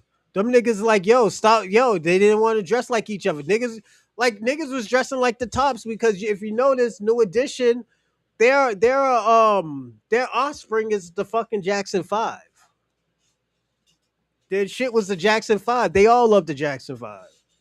That's why they stopped wearing each other. Yeah, Bobby Brown, he's a project nigga. Bobby Brown's a project nigga. He's from Orchard Park Projects. Yeah, he's a project nigga. I think Michael Bivins, I think he's from North End, I believe. I'm not sure. The South End, probably. No, South End. North End is all like Italians. I think he's from the South End, or I think somewhere, yeah, South End or somewhere in Roxbury. Because all of them are from Roxbury. It's not like New Kids on the Block. They put these niggas together. The only person that's technically from Boston is Donnie and the other dude. I forgot. All the other people, they're from Canada. The other one's from Springfield. Yeah. Only people who really knew the streets from and I fuck with New Kids on the Block, was Donnie Wahlberg. He was a street kid. He was from Dorchester. And that's when it was white. Dorchester wasn't really white like that. There was parts of Dorchester that was white, Irish white people. So that's how Boston is like broken down and stuff. But let's get back into this. You know me, I could talk all day. Global collective power. And those 5 tenets are very important. But the question is, are we practicing Pan-Africanism or are we practicing Pan-Parasitism? In order for you to achieve a certain goal, you have to have the right players. Many of you guys in the continent of Africa, you watch soccer, and I watch American football, but let's put it in the soccer terms. Every coach has a scheme, and some players must fit that scheme. That's why a player does good on one team than he does on the other team, simply because the coaching or ecosystem he's better fit for. And if you're going to be in the Pan-African movement, you got to have players who can contribute to it. Overall, in order for you to reach those 5 tenets, you have to produce players who can do that every day. But this is not Nah, Dorsey. Them niggas was crazy. Them niggas. And Dorsey, you talk about fair ones? Them niggas used to shoot fair ones with each other. All of them. From Mike to Bobby to Ronnie to Ricky. They all shot fair ones. That's why if you ever heard about the Jodeci story with I think it was Casey and Bobby. Bobby ran back to that hotel trying to shoot a fair once with Casey because Casey snuffed the shit out of him. You know? And what Bobby didn't get beat the fuck up. He got snuffed. And Bobby should have been on his A game. You know? I'm just being that's shit happens, you know. Not everybody and that's why I told you, Dorsey, not everybody comes from that cloak where people shoot fair ones. Nah, niggas is shooters out here. Them skinny, frail niggas, nah. Them new edition niggas, yeah, they fight. Yeah, Dorsey, they fight. Yeah, they fight. And they get busy. They were fighting on tour. They were fighting, everywhere, dude. They were fighting at a photo shoot, nigga. You know, but let's actually go. what we I'll be see back, on the everybody. African continent. Let's take, for an example, South Africa. Now, around South Africa are a few countries: Malawi, Zimbabwe, Angola, Mozambique, Lesotho, and many others. And this whole region of Southern Africa work together in business and trade. Instead of the migrants coming into South Africa, really what these individual countries should be is pillars of economic foundation to do business in that area. He's right, you know. But instead, those states around South Africa have largely failed. And the reasons why is because those systems are broken. Not only are the countries broken in Southern Africa, they're broken all over the world, including those in West Africa and Ghana. Instead of contributing to the process of Pan-Africanism, we are creating citizens in the African world who literally become parasites. And this is no fault of their own. Many Africans want to get up every day and they want to work. Unfortunately, they're forced out of the private sector because there's not enough development in the public sector. No electricity, no roads, no goods and services happening, a lack of commerce. And so what happens is that this person gets a job, largely in the informal sector, waiting tables, even though that person's college educated, driving Ubers, being a motorcycle rider. And so that person cannot even contribute to themselves. And when you can't contribute to yourself, you have to start thinking about doing some real serious things to get back on your feet. Not to mention that the individual that I'm talking about could have even been you. Some of you guys understand what the pressure is. I don't think they did crack, Dorsey. I think they did coke. The person who had a big problem, I think it was Ricky Bell. I think Ricky Bell had to go to rehab. And Bobby, Bobby went. But, I'm just glad all of them are doing better. They're touring. Hey, Dorsey, I hope you're going to the tour in LA, man. Oh, shout out to Ali. Thank you for the wisdom, Ali. Send money back home. You come from the village to a big city like Kampala. Doesn't matter if you're a man or a woman, you still have to provide. That puts you in drastic ideologies. Do you go to Qatar? Do you go to Dubai? Do you go and get smuggled through Libya trying to reach to Europe where you might get sold into slavery? This environment creates a person that's solely focused on survivalism, and that person is never focused on collaboration. But to reach these 5 things, you must be in a position to contribute to the development of those 5 tenets that we talked about. But is Africa producing those people? Africa is creating people who largely do not trust the system. So now they become survivalists, whether they are in Africa or if they go to the diaspora, and when they encounter other blacks, their mentality stays the same. Then what's the problem next? No collaboration. Just because you're black, it doesn't mean I think that's a I think that's the biggest problem with Pan-Africanism. And I said this millions of times. First, number one, I always tell you they don't hold Africans accountable for anything. Two, they don't want to collab with anybody that is not Pan Africanism. And I was actually gonna have this show yesterday, and I was gonna put are a lot of these immigrants and Pan Africans scared to talk to Tariq Nasheed, and I'm talking about podcasters. You know, as usual. This is a part two from Wednesday. Black Snow Bunny King. FBA's a successful Pan Africanism. You've been saying Pan Africanism is that as long as you had a chance. No, I said this isn't Pan African is dead. It's who killed Pan Africanism, and why is it on a decline? That's the real question, because y'all are not the same since like 2000.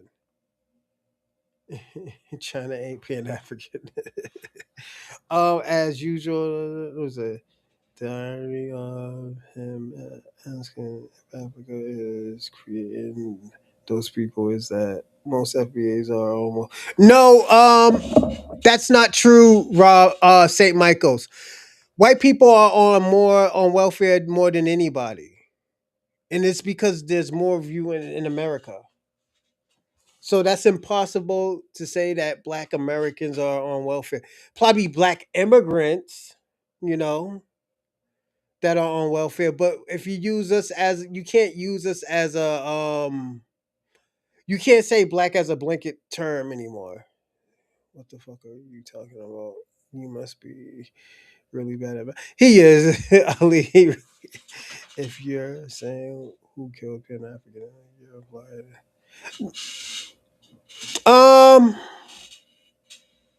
Yes and no. You're kind of right, but then you're wrong. I'm not saying Pan Africanism is dead. I'm saying who killed it. Who killed the movement? Killing a movement doesn't mean it's fully dead. Like when I meant killed, I meant who slowed it down, who had that problem. That's what I'm trying to say. Black Snow Bunny King, and is that all right? Yeah. Another example of FBA not being able to comprehend in terms of per capita. We're not using per capita. That's the thing, St. Michael's.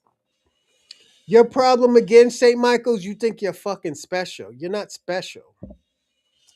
Niggas is not talking about per capita. We're talking about population wise. You know? Most of your people are on welfare. And it is what it is. You can't get mad about that, it comes with the territory, you know? White hillbillies bragging, Mr. Patel. Mean that you're collaborative. And let's say for the Africans that come into the places where Blacks have already been there for a while, Black Britain or Black America. Now, Black America has its problems, but it operates more or less as an inclusive ecosystem, meaning that if you come in, you get some benefits because of civil rights and all these other things. And largely because you're Black, you can attach to certain parts of the community. But because of the survivalism mentality, the groups that come in to America or to other places where Blacks have been, they're in survivalism. That's not true, St. Michael's. That's a lie. You can't be on here lying. You know, the reason why I'm saying that it's a lie because why would you put that face, St. Michael's? Was you supposed to put a laughing face? This nigga's crazy. St. Michael, the state of Mississippi is richer than any European country. Facts. That's kind of true. Mode. So they're not there to collaborate because their countries have already robbed them from a collaborative mentality. They may learn that skill as they are in their respective westernized countries, but typically what happens is they come into where maybe some Black Americans are at, into an inclusive ecosystem. And so what happens is they start developing their own insular systems.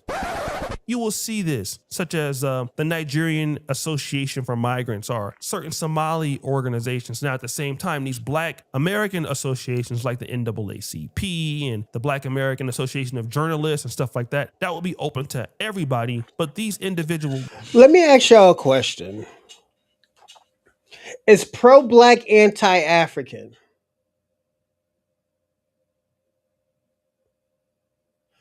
That's a real question I want to ask you. Is pro-black anti-African? I think I want to do a show on that.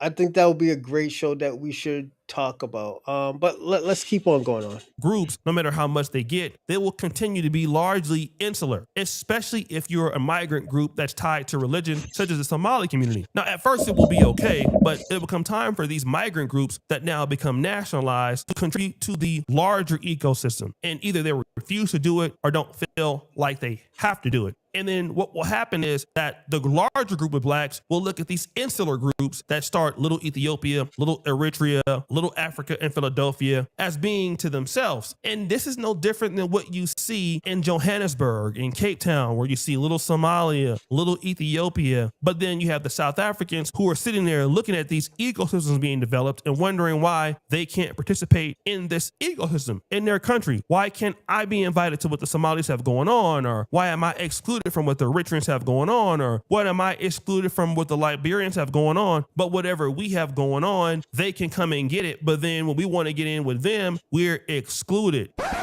The disparity trap. I was alluding to that at my last point, but let me make it more clear. One group can come and take from the group that have the most, while the other groups continue to maintain what they're building on. For an example, you can come to South Africa if you're a migrant and you can get healthcare, whether you have it or not, and the state can pay for it. South Africans can pay for it. You don't necessarily have to contribute. But largely when somebody wants to come and benefit from your community, they're largely left out. And this is actually what Pan-Africanism is set up to do. Pan-Africanism forces the people at the top to give to those at the bottom, while those at the bottom can do whatever they want. And even if they get to the top, they don't have to give anything. This is very difficult and it's very hard to watch this happening in real time, but that's what it is. All that you have to say is, we all black, we support the community, but down with the white man. All we want is black unity. But there is nothing that anybody gets from this relationship. And the reality is that it's already started from the migrants' home country. It started in the Caribbean. It started in Haiti. It started in Jamaica. And then when you put all these people in certain places, they can greet each other. They can have vibes. They can say they support, but the actions on the ground say otherwise. Bigger responsibilities than Pan-Africanism. If you're a person from Uganda, Nigeria, Liberia, you really can't participate in Pan-Africanism, especially if you're like a first or maybe second generation immigrant. And the reason is you have so much pressure to send money back home. The remittances that come out of the black diaspora is more than anybody invests. It's more than what the World Bank gives. And so largely you have people back home that you got to take care of. Your village may need a water tank. You know, you may have to put your brother through college. You may have to pay for somebody's health. Just things you got to deal with starting a farm. You have things that you must do back home. Black Snow Bunny King. I talk about everything. If if a question of Pan-Africanism comes up, I'm gonna talk about it. You can't tell me to do what the fuck I want to do. This is my show, nigga. I'm gonna let you know this is my motherfucking show. You can't tell me to do shit, nigga.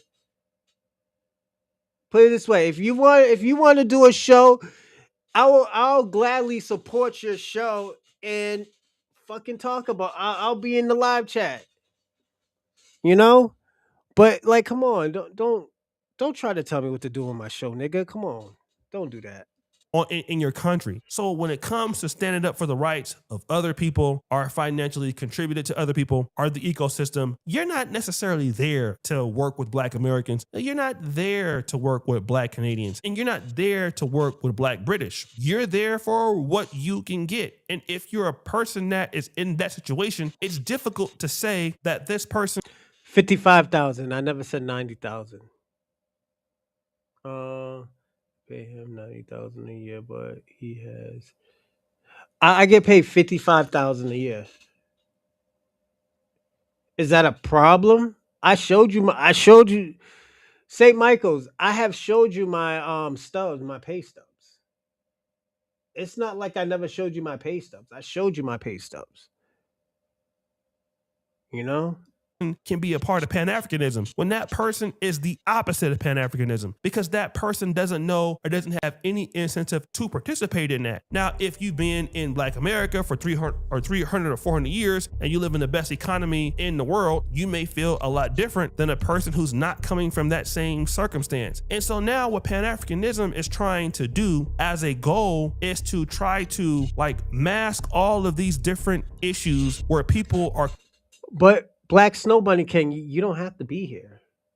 I'm telling you can leave. Nigga, I'm praying so you can leave. Go, nigga. I don't give a fuck.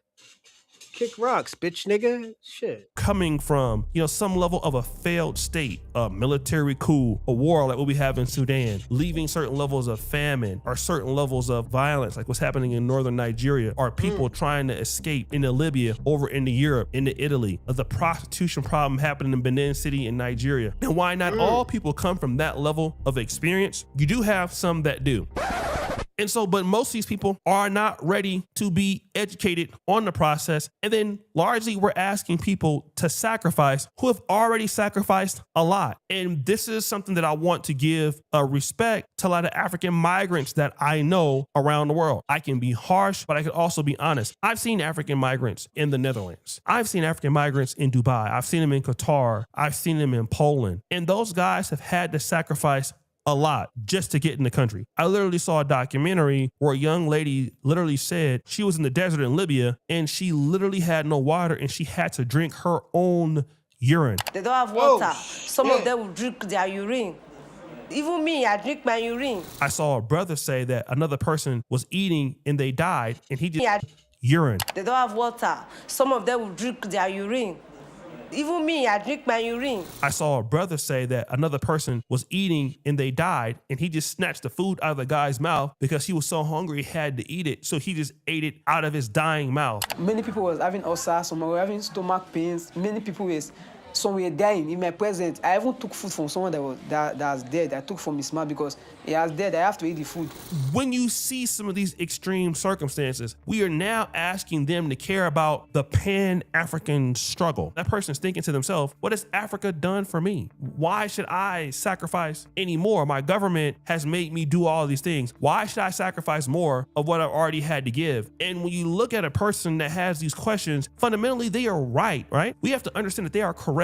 When they have suffered so much, we are really asking this person to participate in something that is greater than them when nobody cared about their success as an African. He's right, And I know I've been taking the side of South Africa, but ask the Malawian guy who came over to South Africa to send some money to his house and he had to be hidden underneath a truck, or Ethiopians had to be smuggled through Zambia and had to risk their lives getting into South Africa. You're now asking this person to participate and build a better Africa through all of these collaborative things. And that person can't do it because the continent didn't create.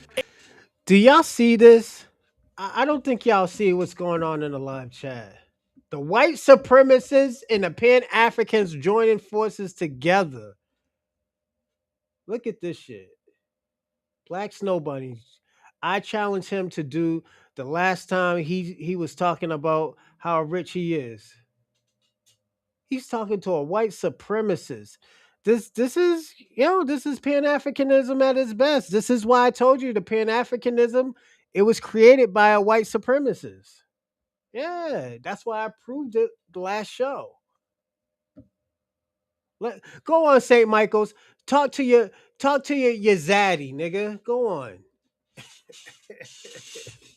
That kind of individual. So then what happens? Do you get the brothers like Afro Think Tank or the good brothers like TJ? And are they the ones responsible for trying to educate everybody about what's going on in the continent when it's just largely impossible unless we see these things from the sides of all people involved? We're largely not going to get anywhere with this. And this is our urgent thing. And I'm trying to be as fair as possible, but these are the real pragmatic issues happening on the continent of Africa. These are the things is happening on both sides. And it's hard for each person to understand the other person's ideology of it. But we look at Pan-Africanism and say, well, as long as you got your fists in the air, it's all about black power, it's all about a daishiki, then everything is okay. But largely the reality is everything is not okay. And when we don't look at it for what it is, all we're gonna get is internalized division anyway. And that's what we continue to see every day. It's not just the division online, the division happened in person and it's spreading online. The Black American division with the FBAs and other parts of the Black diaspora is your least of your worry. That's right.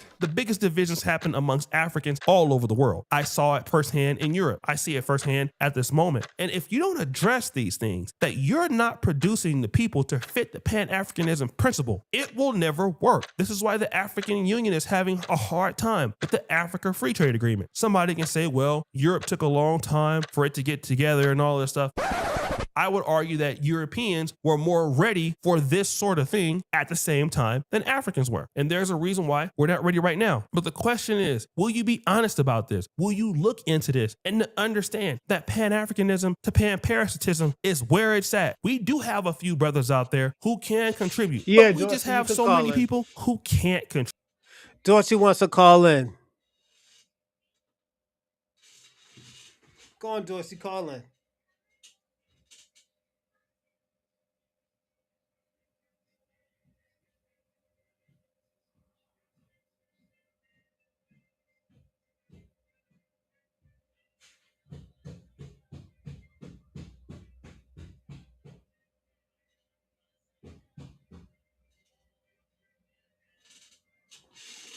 Go on, Dorsey, call in.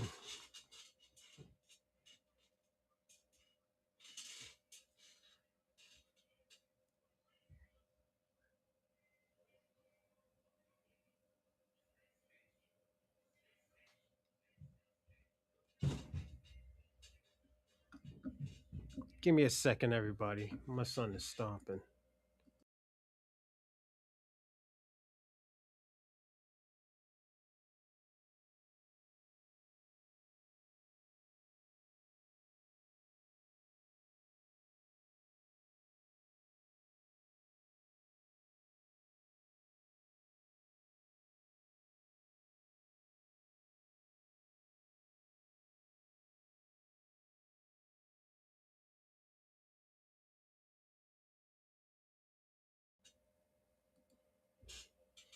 Oh, you ain't calling in, Dorsey? All right. All right, let's go on to the next one. Well, I'm gonna talk a little bit on this one. I'm gonna say this. What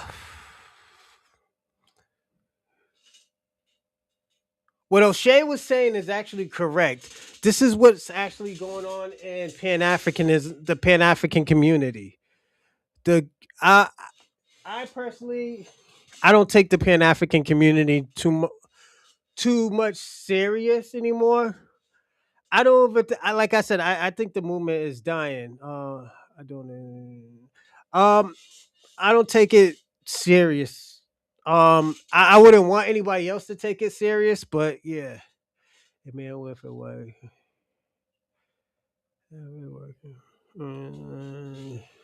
Damn, niggas is really attacking each other today. I ran Shabaka off the line. Let's get on to the next one. This one is gonna be a little bit longer. We're not gonna watch all of it because it's damn near 2 hours, but we're gonna skim through it.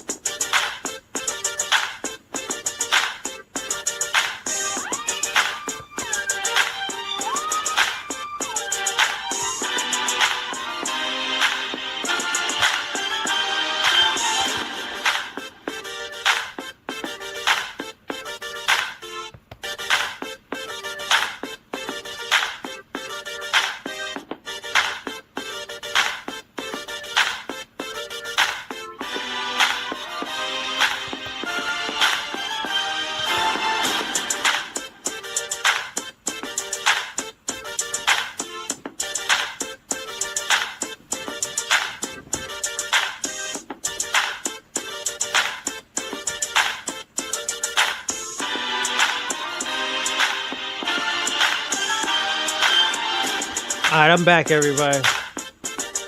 My man Patrice Lumumba, but let's get busy, everybody. Actually, we're gonna watch this whole thing. So this is Dave Anderson. This is the guy who went against, what's my man's name? The dude from Benin.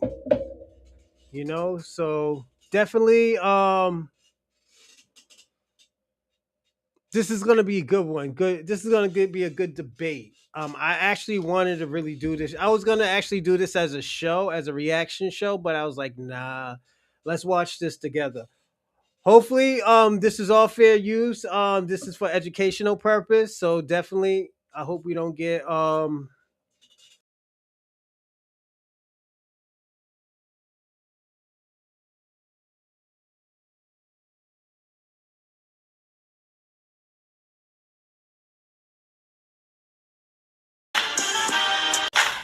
Y'all probably on Black. I know who it is. It's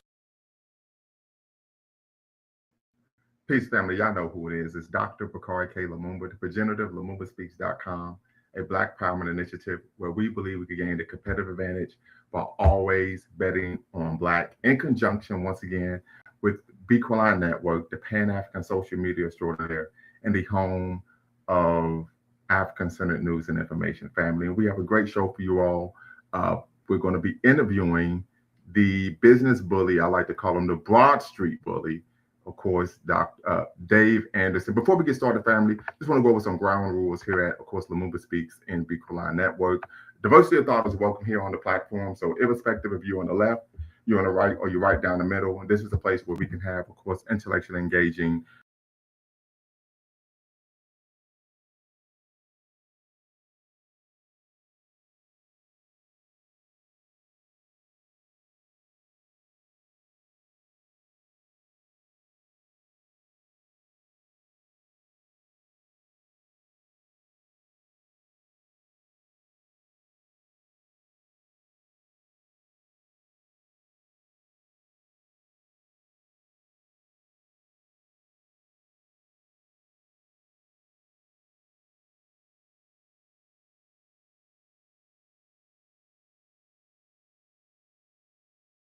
meaningful, substantive conversations that, of course, built towards helping us solve the issues that we face on a diurnal basis.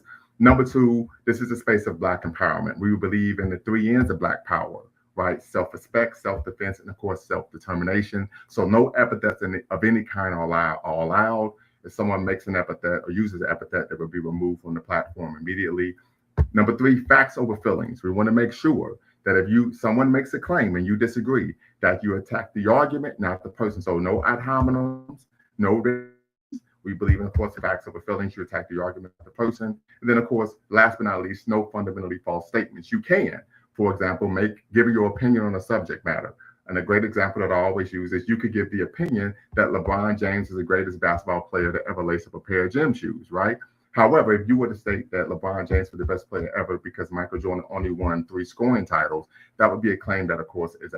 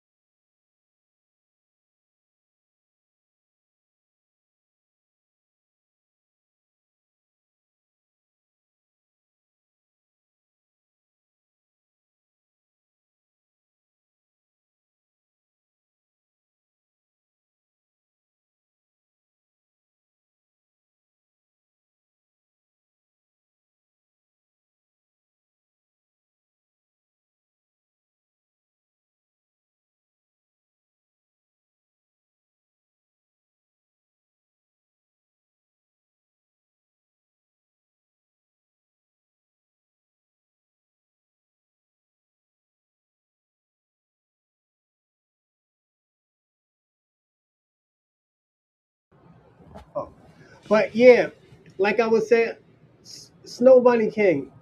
I mean, St. Michael's. I have never said that you were wrong. You know, I never said that you're not wrong. I said that.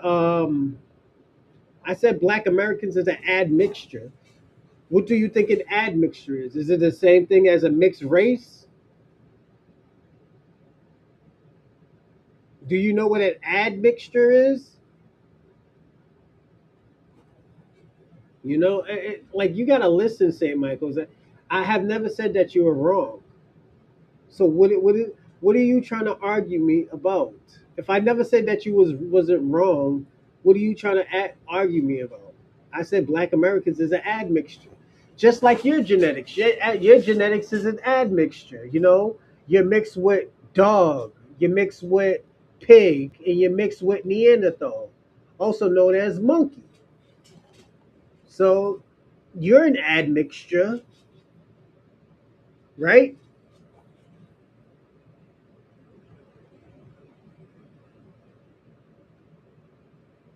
Like, watch this, Snow Bunny. Watch this, St. Michael's. Hey, be active. Black American, you know, Black Americans is a mixed race, right? Can you be more white genetically? Yes, an admixture. That's what an admixture is. It goes by lineage.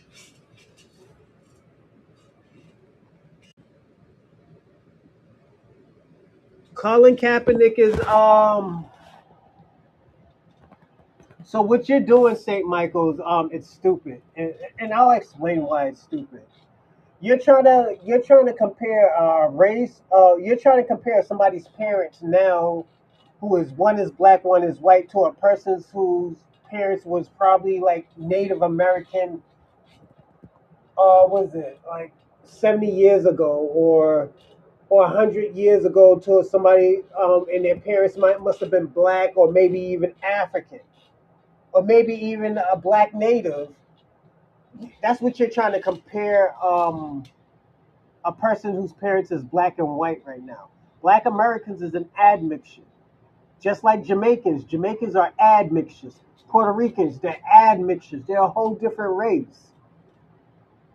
Yes, what you're saying, St. Michael's, I believe. I'm not saying that you're wrong.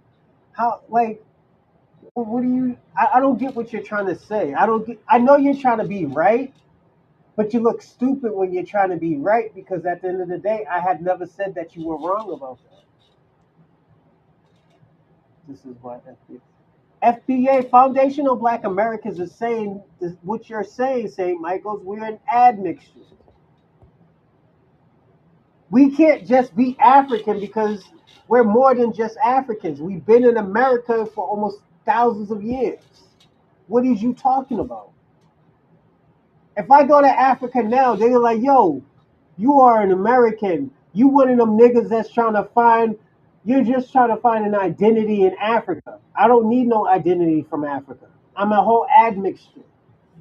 Like, let me give you an example. St. Michael's, would you go to one of the people from Fiji and tell them that they're African? Or are they a whole different race?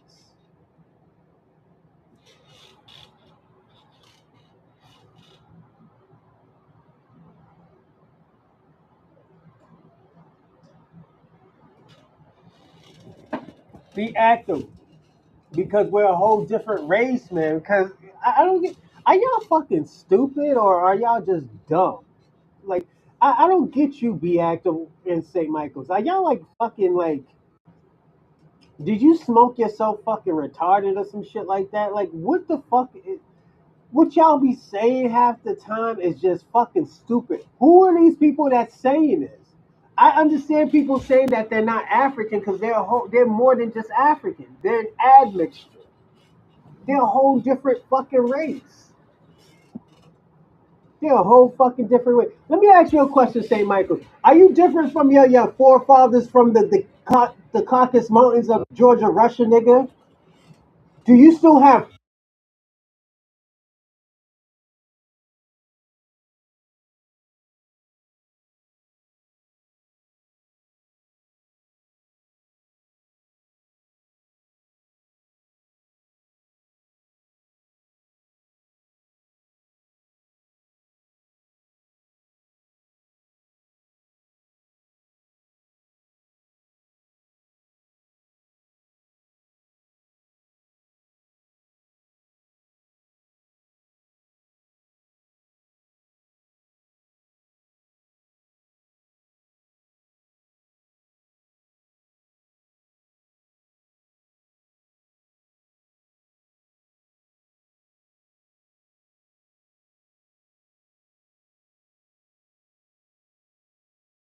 and you took that offensively because you thought I was calling because I laughed. But that's what your forefathers is, nigga. Like, what you mad at me for? I didn't say it. The commit and the scientists said that shit. Like, come on. Yeah, you're prehistoric, all right, nigga.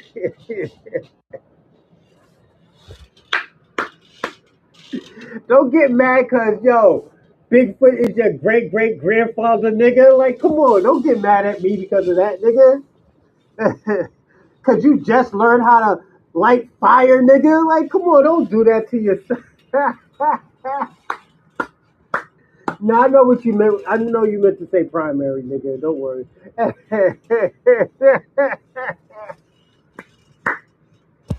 You mad at me because Harry and the Hendersons is your family member, nigga. Like, come on, don't.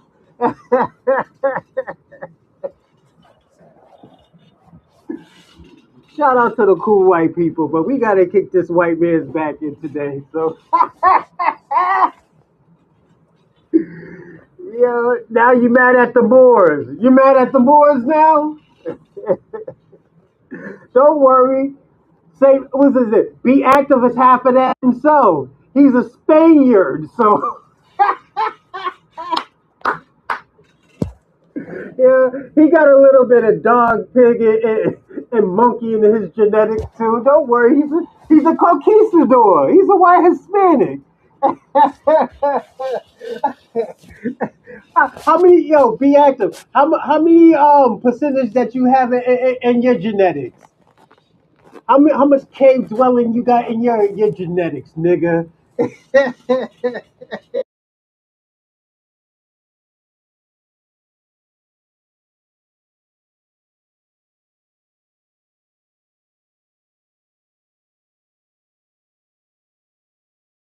First the facts as a scholar.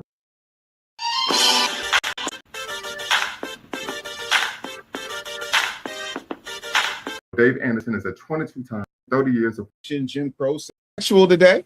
Dr. Lumumba, I don't have any interesting complaints. Thank you so much for having me. I'm very excited to speak with you. How are you, sir? I'm doing quite all right. It's been a long day, but I'm handling my BI. So listen, that's what we do. We're gonna hold it down. In the great state of Ohio. He's in Philadelphia. Some people call it Philadelphia, Pennsylvania. But hey, we're gonna accurate. Hold that. I know, right? 215. But we're gonna get started. Like I said, it's going to be a bit of an interview. Also, it's going to be a bit of a conversation. And then at the end, family, the link is in the description. I'll put the link in the chat. You can tap in and be part of the convo. Make sure that you follow the ground rules here at Lumumba Speaks and Beacon Line Network. So, first question is, what is your ethnicity? Oh, I'm a foundational Black American. That's my ethnicity and my historical lineage. I'm sure you know this. My people were formed in the United States through centuries of slavery, Reconstruction, Jim Crow, segregation, Great Migration, cultural creation, institution building, military service, political struggle, and resistance. For me, FBA people are not genetically or culturally uniform. We're an ethnogenic American population shaped by varying degrees of African, European, indigenous American, and other ancestry. But ancestry. Now again, St. Michael's, he said the same thing that you said. I have never said that you was wrong. Listen to Dave Anderson again. Service, political struggle, and resistance. For me, FBA people are not genetically or culturally uniform. We're an ethnogenic American population shaped by varying degrees of African, European, indigenous American, and other ancestry. But ancestry is not the same thing as ethnicity. I don't identify as Nigerian, Ghanaian, Jamaican, Kenyan, or Haitian, or any other modern nationality to which I do not belong. Those people have the right to name themselves specifically. So do I. What is your political ideology? Oh, great question. And this is always the one that really trips people out, Bakari. Can I call you Bakari? Is that okay? Sure. Oh, listen, just want to make sure. I'm politically conservative. I'm culturally pro-foundational Black American. I'm very constitutionally grounded and intellectually independent. As far as my beliefs politically go, I'm big on ownership, family, entrepreneurship, educational excellence, religious freedom, free speech, self-defense, personal responsibility, limited government, and very strong institutions. But that doesn't mean just because I want limited government, that the government shouldn't still be accountable. So for the way I Again, we got another one, everybody. St. Michael's, I gotta tell you, nigga, you think you fucking special, my nigga. You ain't special on the Bronze Reaper podcast, nigga. Who the fuck you think you are? Because we didn't explain it the way you, nigga. Eat a dick, nigga. The fuck? Who the fuck you think you are, St. Michael's? You, nigga, you're a meth head from fucking Idaho. What the? Are we really doing this? St. Michael's, don't do that again. Cause you didn't explain it like that, nigga. Eat a dick, nigga. You know what I mean? look at it, when government creates what I would call a legally documented injury, the government has an obligation to repair it. So I don't belong to any political party emotionally. I focus on policies, whether they produce ownership, safety, stability, opportunity, and measurable power for my people. I'm very clear when I say this. I'm a conservative. I'm not a Republican. Republicans don't own conservatism. Democrats in and of themselves don't own black people. And I know that's controversial for some people, but I neither rent party space for anybody in my conscience. Very good. You stated you're a college professor. Where do you teach? Temple University. I'm on leave right now, but I teach marketing, social media marketing, digital branding, and broadcasting and PR communications. And then, of course, some are AI. you tenure track or adjunct? Oh, I'm adjunct because Temple decided to remove the tenure track plan. So that in and of itself has been a sticking point, which why a lot of professors have, organized strikes and things of that nature. Me personally, man, and the one thing that I'm very proud of is I went to that school and made change. We were able to build up a Black student union. I am the founder of Temple University's radio station, which is called WHIP, which stands for We Have Infinite Potential. I sat outside of the late Peter Leocoris' office for hours until he would see me, because I'm paying all this tuition. You put a whole bunch of old white people in at the jazz radio station, and I can't get my hands on equipment. Something's going to have to change. And so he gave me a budget and a room in what was called the SAP. It would be first generation if the black parents were 100% black, aka an actual African with someone direct African descent, like Obama, for example. I agree with you, St. Michael's. They're not black, and like I said, St. Michael's, I have never said that I don't agree of what you're saying. You're making it seem like when you say, "Oh yeah, you're half white, or you got some white genetics or white DNA." I never said I never did. I said, like, yo, I don't know what I have in me, because at the end of the day, we went through an ethnogenesis. That's what I have said to it. If the mulatto continues procreating with African Americans, the African ancestry will continue, aka the ancestry ratio. What the fuck? Be acting. You're like kind of late for the party with that one. Which is the Student Activity Center. We want them with what's the things for them like On the term African American. grown in order to be successful or be in their career path. What are your views on the term African American? I hate it. Why? Charlize Theron is African American. Elon Musk is African American. The the Democratic Socialist Zoran Mandami of New York is African American. If everybody can cop to that term, then there's absolutely no exclusivity. So, that's not an accurate. They're not African Americans. I'm sorry. Last I checked, do they not qualify as African American? Well, no, they don't. Can they not list African American on their situation? African American is a term used for individuals who are descendants of U.S. chattel enslavement. The term African American is used because African Americans can't identify a particular nation state as their geopolitical place of origin. Okay. So if you are able to, if you have a, so you talk about the white female actress from South Africa, she'll be what, South African American, or you talk about um the current mayor of New York. I forget what country he's actually Zoran from. Mamdani. Yes, Uganda. right. He's from Uganda, but he's Indian. So no, he's an African American. That's just like the person will be a Jamaican American, or Haitian American, or Moroccan American.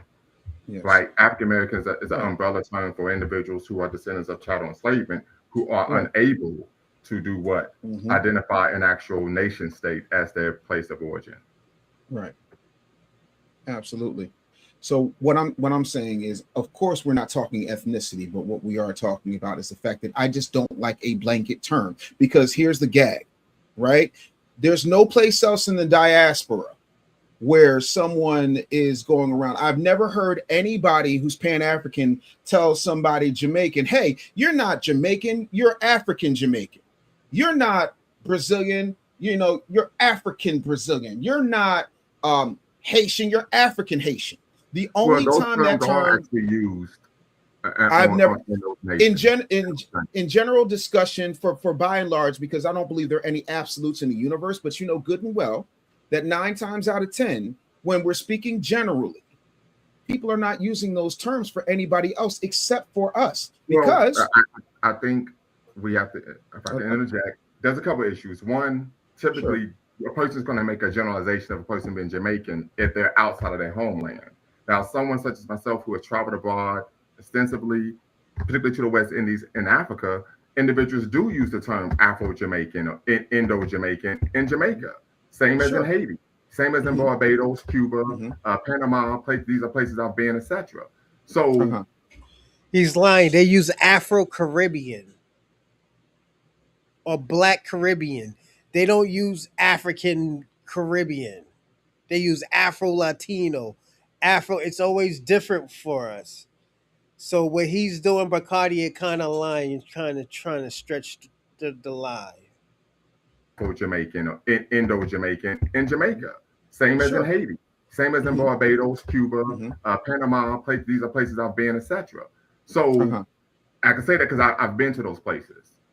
Certainly, as about like this, you're talking to somebody who does business, in plenty of places. Example, if as an African American, if we travel abroad, they'll say, "Oh, you're an American." They generalize because we're outside of our homeland. When we're inside of a homeland, there's a distinction between, okay, are you an African American, or are you Latino American, or are you Jewish American, etc. But typically outside of a person's homeland, that's where the generalization is made. Okay. So when you look at somebody like Zoran Mamdani, who got scholarships and considerations by filing as an African American, why didn't all of that you just said come into play? Well, what scholarship did he receive?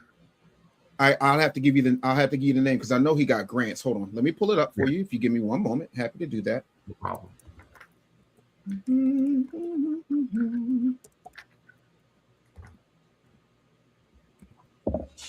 Hold on. 1 second.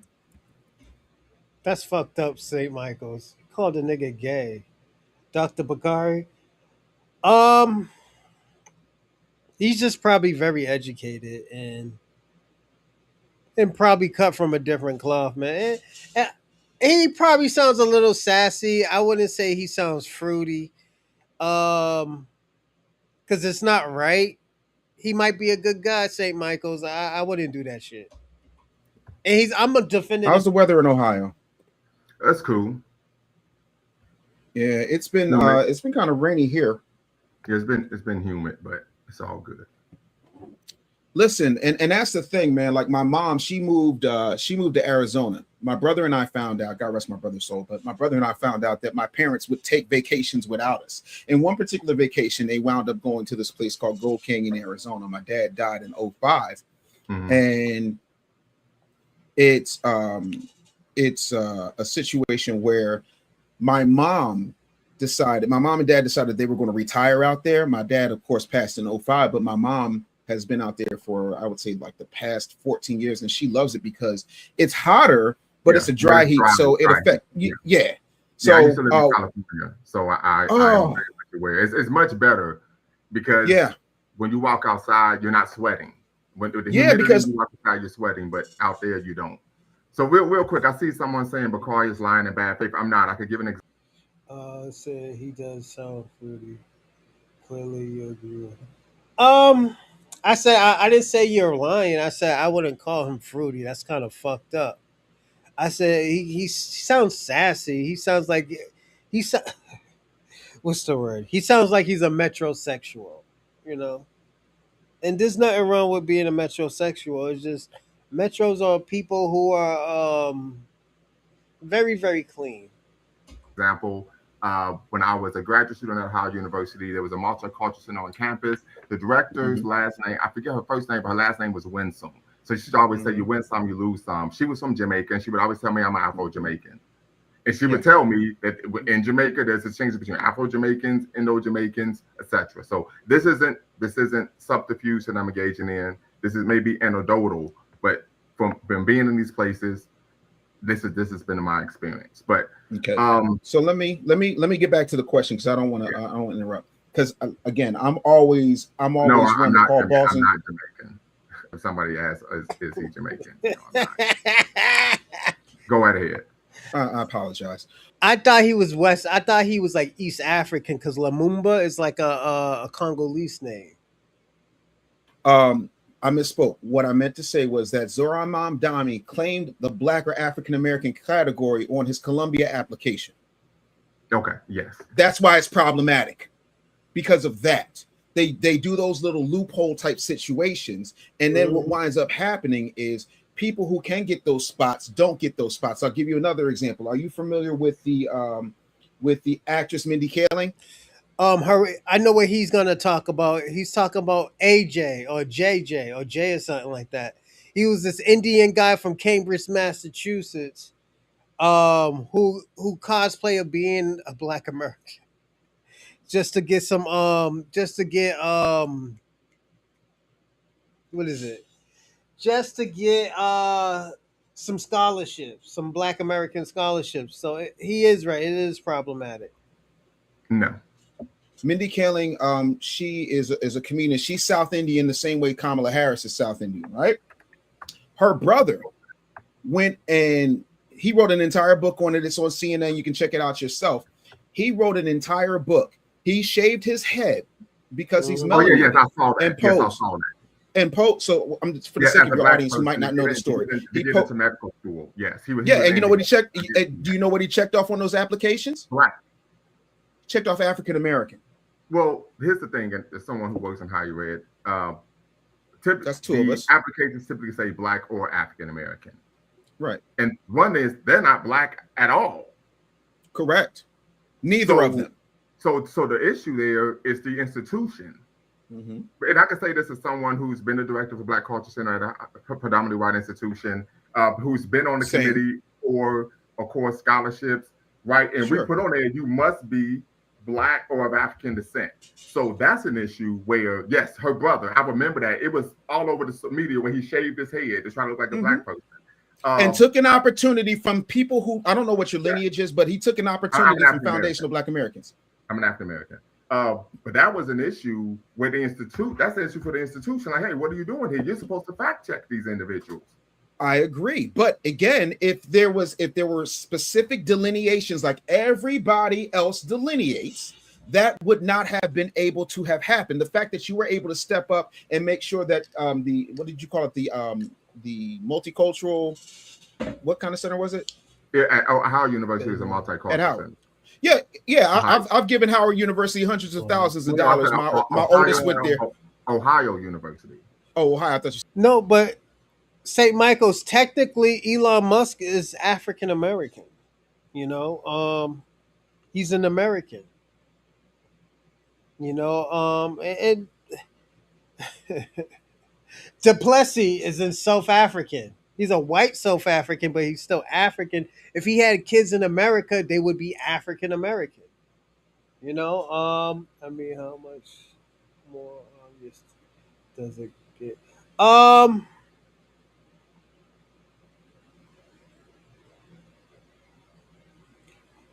I'll say this, say Michaels. I do think that African American term is problematic. The reason why I think it's very problematic because anybody can anybody can anybody can tether onto that. That nigga gay. He got Michael B. Jordan posted. He said he got a Michael B. Jordan. Let Said me Howard. just Oh, Not Howard. yeah. We're talking about the bison. So, but the issue there is the institution because right, the scholarships are for if they have identity-based scholarships, it'll be Black, African American, Asian, Latino. They have scholarships for Jewish students, certainly. LGBTQ, Pride, queer, right? Typically, the committee who decides who receives those scholarships are what? They have to then do what? Decide to make sure that the person qualifies. So that's an issue for the institution. But by that same token, we can't be intellectually disingenuous, and here's what I mean. And I don't think you're doing it intentionally, but you know good and hell well, especially at a PWI, which both you and I have been associated with, right? They're just there to check off the box. They don't care how they check off the box. They just want the box checked off. It's not about being thorough. It is not about being accurate. Therefore, the term is still problematic. To me, that's as problematic as a person who comes over here and is Nigerian and they're identifying like they're us, and there are certain set asides when it comes to scholarships or grants that an African American, as you put it, would qualify for that should be specific. shout out to Dorsey. I appreciate it, man. Thanks for the jewels. I didn't even know I can get that.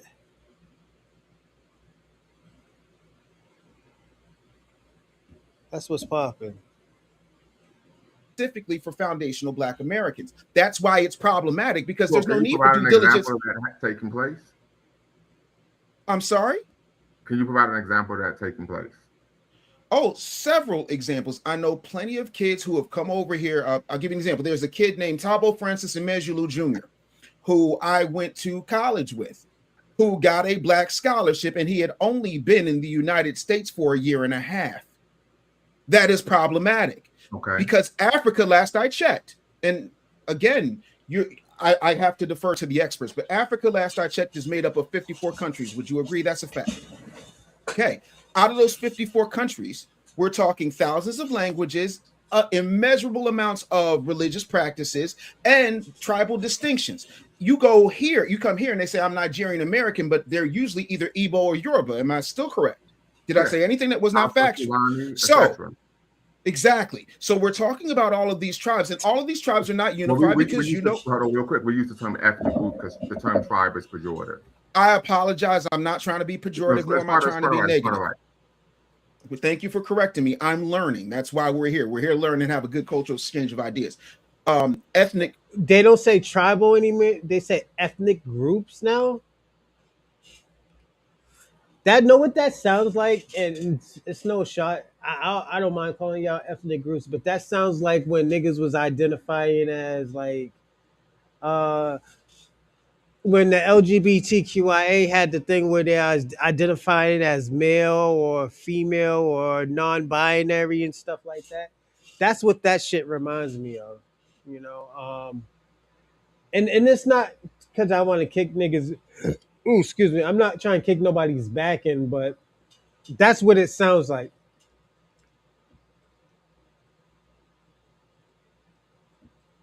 Hold on, give me a second. Yeah, but yeah, that's what it sounds like. And this is the thing that they have to. This is the thing. Why are they educating the Black Americans on that? You know, I'm learning. That's why we're here. We're here to learn and have a good cultural exchange of ideas.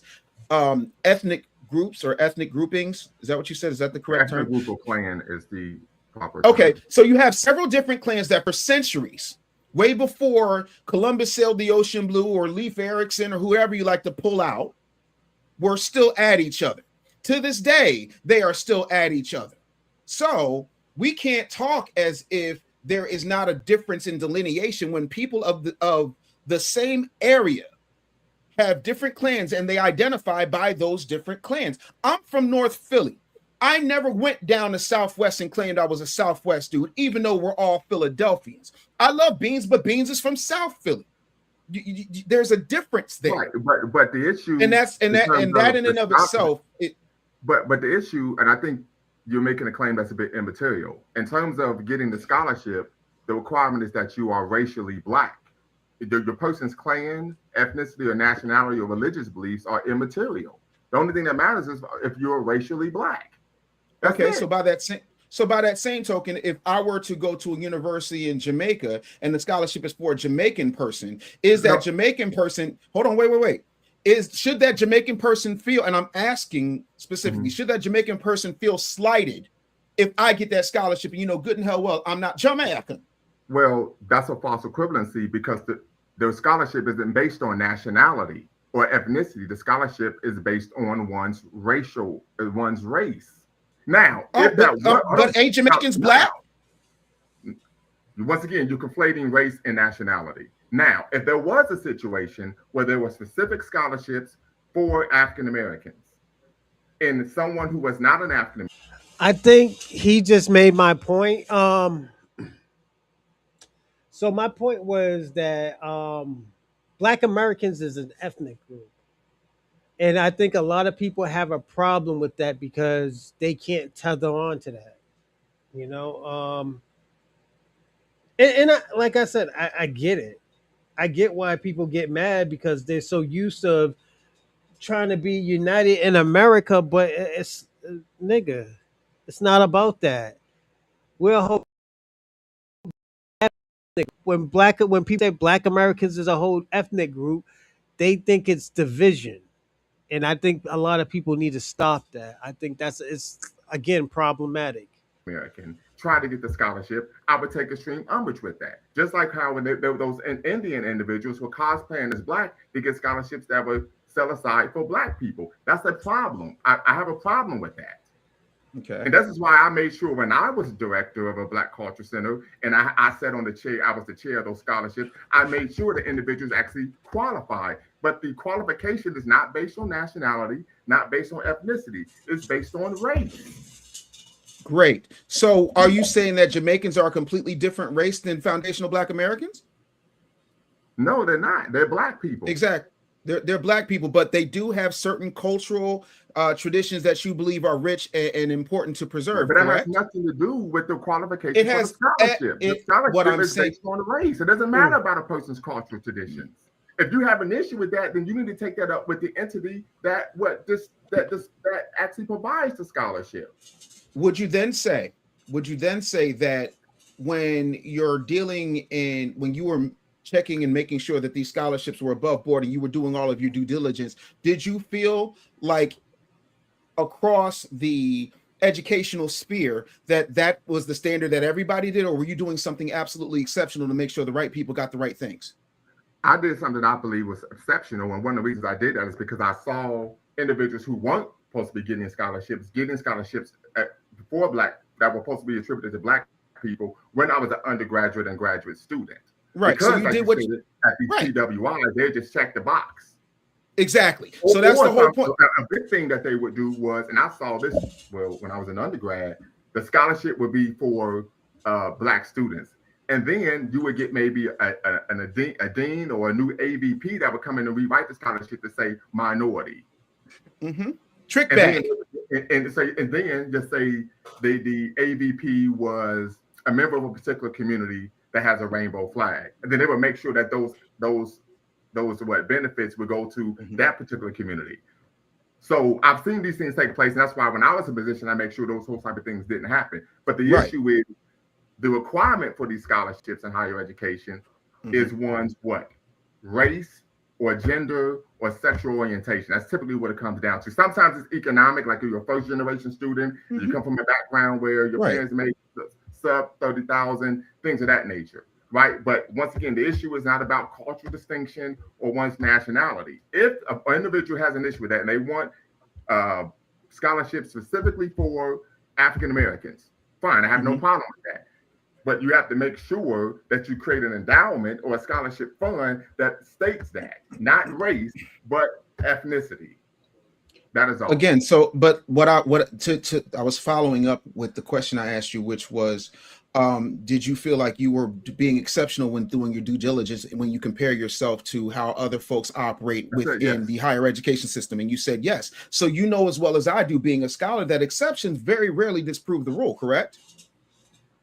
Disprove the rule, yes, but the issue typically is Hey, not based Mr. on Ramirez. nationality or ethnicity. Typically, is given to individuals who aren't black and are particularly different Hey, Miss Ramirez, how's everything? identity groups, such as queer, pride, LGBTQ, feminists, etc. Yeah, what I'm saying is the bottom line is, if exceptions don't disprove the rule, and we have people who are skating in under a guise because they can cosplay. Heck, there are a myriad of videos right now when we start talking about, for example, that has absolutely nothing to do with this particular conversation, but it's still good for context, is you got people saying, hey, well, we're Haitian, so ICE can come and get you because I look just like you. ICE can't come and get me because this is my home. This is my nation. I'm here. I have been here. I was born here.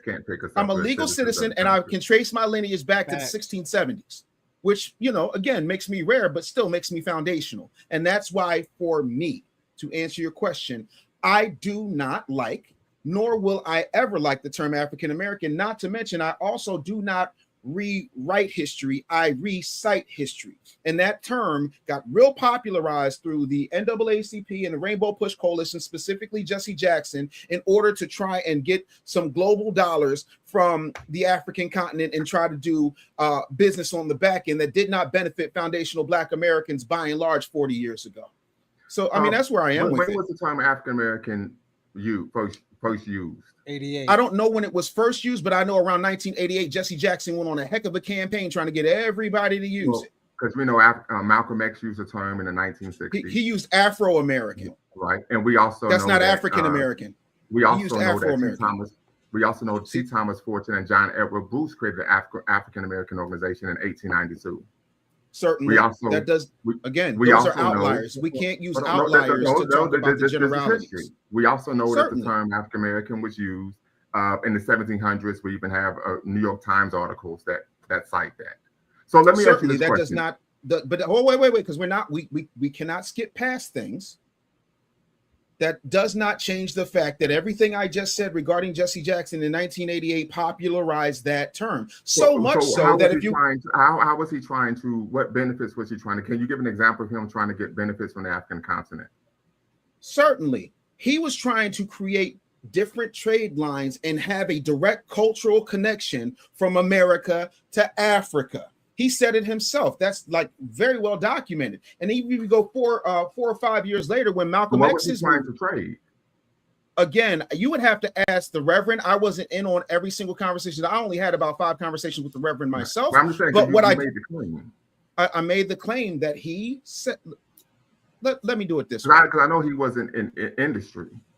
No, he wasn't in industry, but that has never stopped him before. Jesse Jackson has always been in business, which is why he was in business with Donald Trump in 1984's campaign and the 1988's campaign. Jesse Jackson has always been a businessman. One of the biggest business models of the Rainbow Push Coalition is when something happens that disparages what he called African Americans, he would then try to bring threats to a company in order to say, I'm going to expose you, or you're going to cut a check, or we're going to sue you, and we're going to leverage the media. That was his business model, and he got paid in order to do that. So to say he's not in an industry, he was in one of the biggest industries that is still thriving today. Because wait, I got to be able. Wait. I got to be able to finish my point, good brother. Jesse Jackson walked so that Ben Crump could fly to a $600 million net worth. So he was in an industry. He didn't have a tangible product. His product was mobilizing Black people's fear, frustration, anger, and racial discrimination, animus, in order to make money. So yeah, it's very true. The Boondocks did actual parody of him on their TV show. Reverend Rollo Goodlove was the character. Rollo Goodlove, yeah, played by CeeLo Green. The Boondocks cartoon. So let me ask you this question. Sure. Can you articulate the primary difference between Black nationalism and Pan-Africanism? Can I articulate that? It broke up. Articulate the difference between Black nationalism and Pan-Africanism. Okay. In my mind, and again, I don't have a PhD. I don't have that level of discipline. My AUDHD kicks in. Black nationalism primarily focuses on being independent, political, economic, cultural, institutional power for a particular Black population. Pan-Africanism is the broader political and cultural project or idea seeking unity or cooperation amongst African nations and people of African descent throughout the world. They can overlap, but they definitely answer different questions. So Black nationalism says, how does this specific population control its institutions, its resources, political destiny, and its future? While Pan-Africanism asks, how can people connected to Africa cooperate across borders?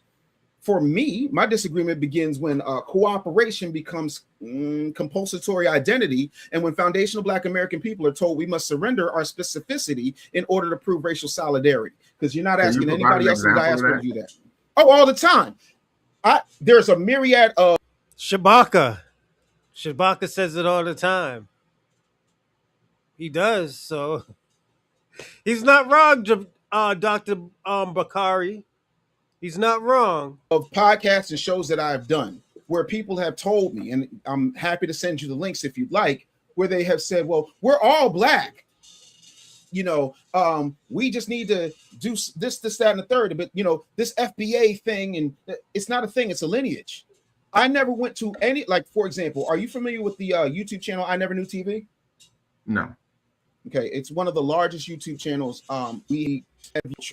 So that's an example. Another example is hold on real quick. So you're speaking to the concept of flat Blackness, because you just said that this Jamaican guy has not asked you to distribute.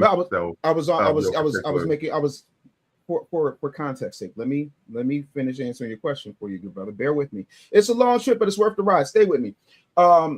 There's a show called Chewing the Fat with Smooth, and Smooth is he's Caribbean. I forget what kind of Caribbean he is.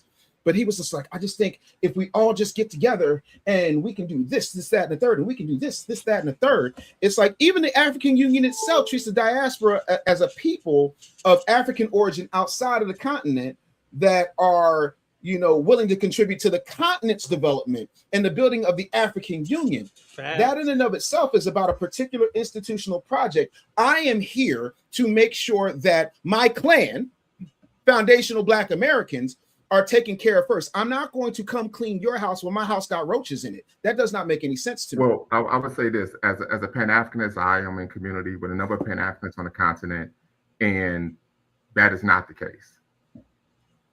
Then what is the case? And we're going to get to this later in the conversation, sure. But I have what people would call receipts to show that of course is adverse to facts. There may be some individuals who may think that way. We do know that the African Union has the sixth region of the African Union where individuals can return home if they so choose, but it's not limited to that. Do you think the FBA movement has provided clarity or confusion in the African American community regarding one's identity? Okay, a few things. Number one, let me be clear.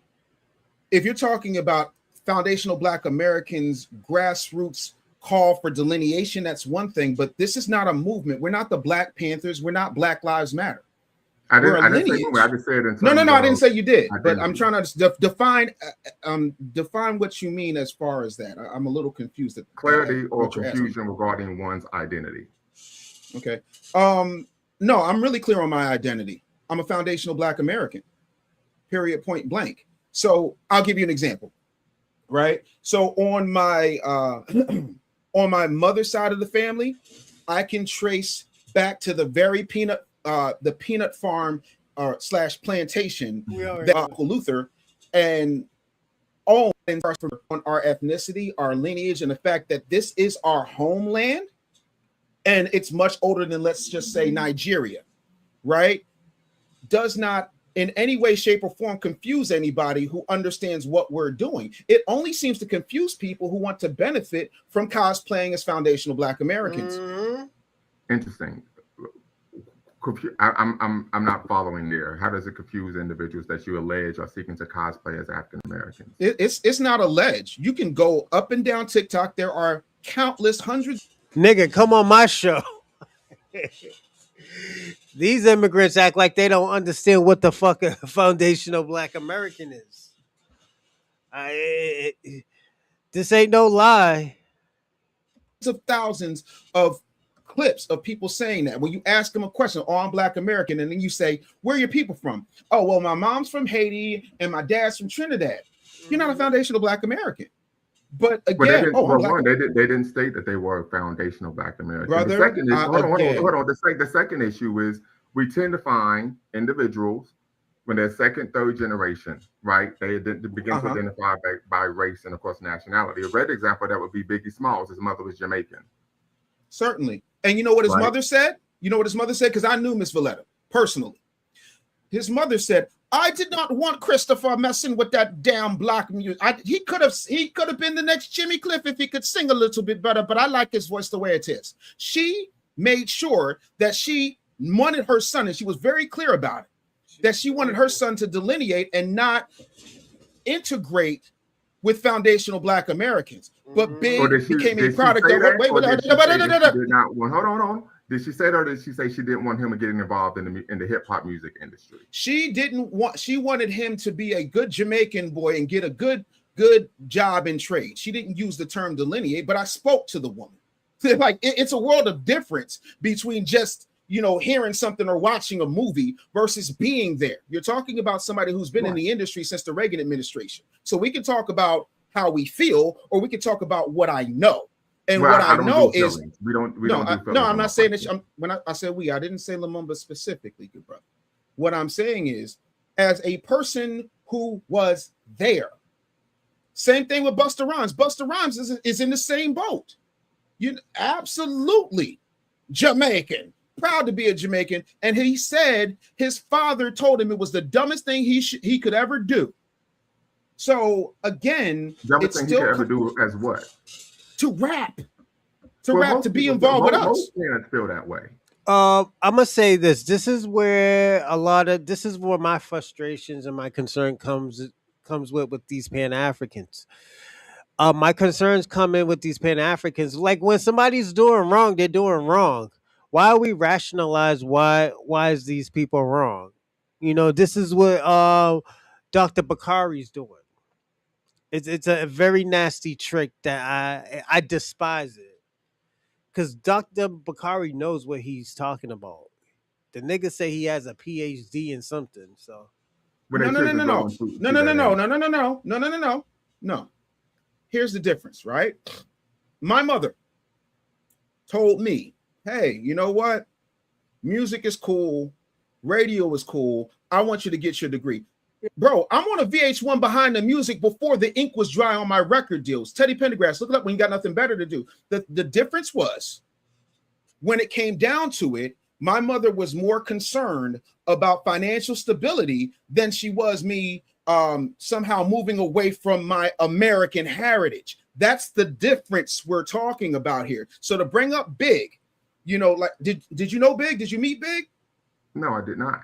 You did not. So if he were here, Big would tell you, just like Miss Valletta told me, just like he told me, yeah, no, she wasn't really with it, Dave. You know what I'm saying? So like, she wasn't really with what? She wanted him to be some kind of engineer or have a trade, or she was not with him. Hang on, wait.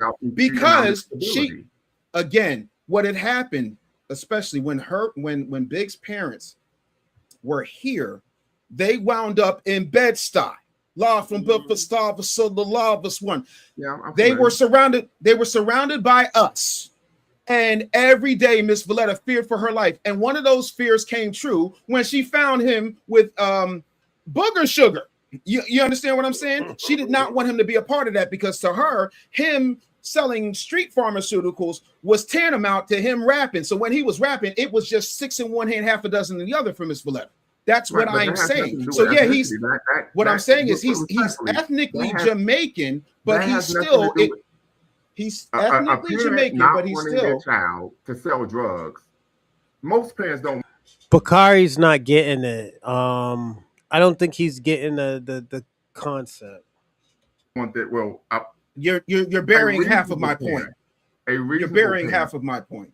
No, you're burying half of my point. A reasonable parent would not want their child to engage in the selling of street pharmaceuticals. That has nothing to Of do course with not. ethnicity. You're burying the other half of my argument. When I asked you, you didn't give it to me. So just move forward. Let me ask you this question. Sure. What are you familiar with Nigression's theory? No, educate me. Those Americans are dead. I love my homeland. As a matter of fact, my ancestors made it possible for all of the people who identify throughout the diaspora who come over here to benefit. We are the reason that America is even more American than it's ever been. I love my country. As flawed as she is, this is my homeland. So why would anybody think that those things are diametrically opposed? Well, I would give an example. Sure. Are you familiar with Dr. James Cone, coined the term Black liberation theology? Right. Of So course. he has a book, Malcolm and Martin, America, A Dream or a Nightmare. In the introduction to the book, pages 3 through 18, he provides a historiographic overview of the history of integrationism in Black America and the history of Black nationalism in Black America. And in the text, he states that for Black nationalists, and I don't know if you identify as a Black nationalist, he says the concept of being pro-Black and pro-America is antithetical because America isn't for Blacks, so why would Blacks be for America? And so then, of course, he gives a long history of Black nationalism. Certainly, I'm familiar. So then my question is, where did he live? Who? Where did he live? James Cone, Dr. James Cone. Mm-hmm. He lived in the United States. So if it was that bad, and we're talking about a person, we're not talking about somebody who's covering a manhole with a 40 ounce in a brown paper bag asking for change. If it was that bad, he had the means and the resources. Why didn't he leave? Well, you have to ask him that question. Exactly. So the thing of it is, hold on. Unfortunately, he's deceased now. He's gone. What we do know is that there are a number of individuals, particularly in the Black community, who feel a number of ways about Black America. Certainly. Being patriotic or being apathetic to America doesn't leaving America, irrespective of how one views America, that's not tantamount to okay. If you're apathetic to the United States of America, then you should get the French toast out of Dodge, right? That's would have not my argument. That's a real good Kevin Samuels reference. I like that. But I want to be very, very clear to you. Okay, for me, and again, I don't answer for every foundational Black American, but for me as a foundational Black American, I'm not a guest in this country. My ancestors helped create its wealth, its culture, its military power, helped make it a superpower damn near overnight, helped with its democratic expansion, its music, its language, its labor, its movements, its religious expression, and the constitutional development. I point you to the 13th, 14th, and 15th Amendment. Loving America does not mean pretending America has always loved us correctly. I still want my country to fulfill the promises it said in the Constitution, which wasn't written for me, but we all, you included, benefit from that Constitution and the fact that it is a living, breathing document. So that even if you don't like everything about America, and God knows I don't like everything about America, I have the right to say I don't like everything about America, and I also have the opportunity to do everything in my power to change it. I want and are completely on board with making sure the United States fulfills its promises, honors all of its obligations, and repair what its government deliberately did to damage my people. That's not anti-American. That's demanding institutional integrity. Well, most individuals argue that if you take the position, you are being anti-American, but we know those individuals are white nationalists. Again, white nationalists aren't my concern because they've always been amongst us. The same way Jesus said the poor will always be. Again, I'm not worried about what white nationalists do. I am a foundational Black American who has to tend to foundational Black American business. You've lived and traveled the world. When you go throughout the United States, you usually see a little Italy, a Chinatown. You don't hear Chinese Americans running around here talking about white nationalists. They're focused on them. I'm focused on my people. I have. Okay. Generally speaking, by and large. Hold on. I lived in the Bay Area. The largest demographic groups are white, Latino, Asian, and Black. I lived in the area, and I actually by happenstance, was in community with many individuals in the Latino and Asian community because of my proximity to them working in higher education. And they would have these conversations.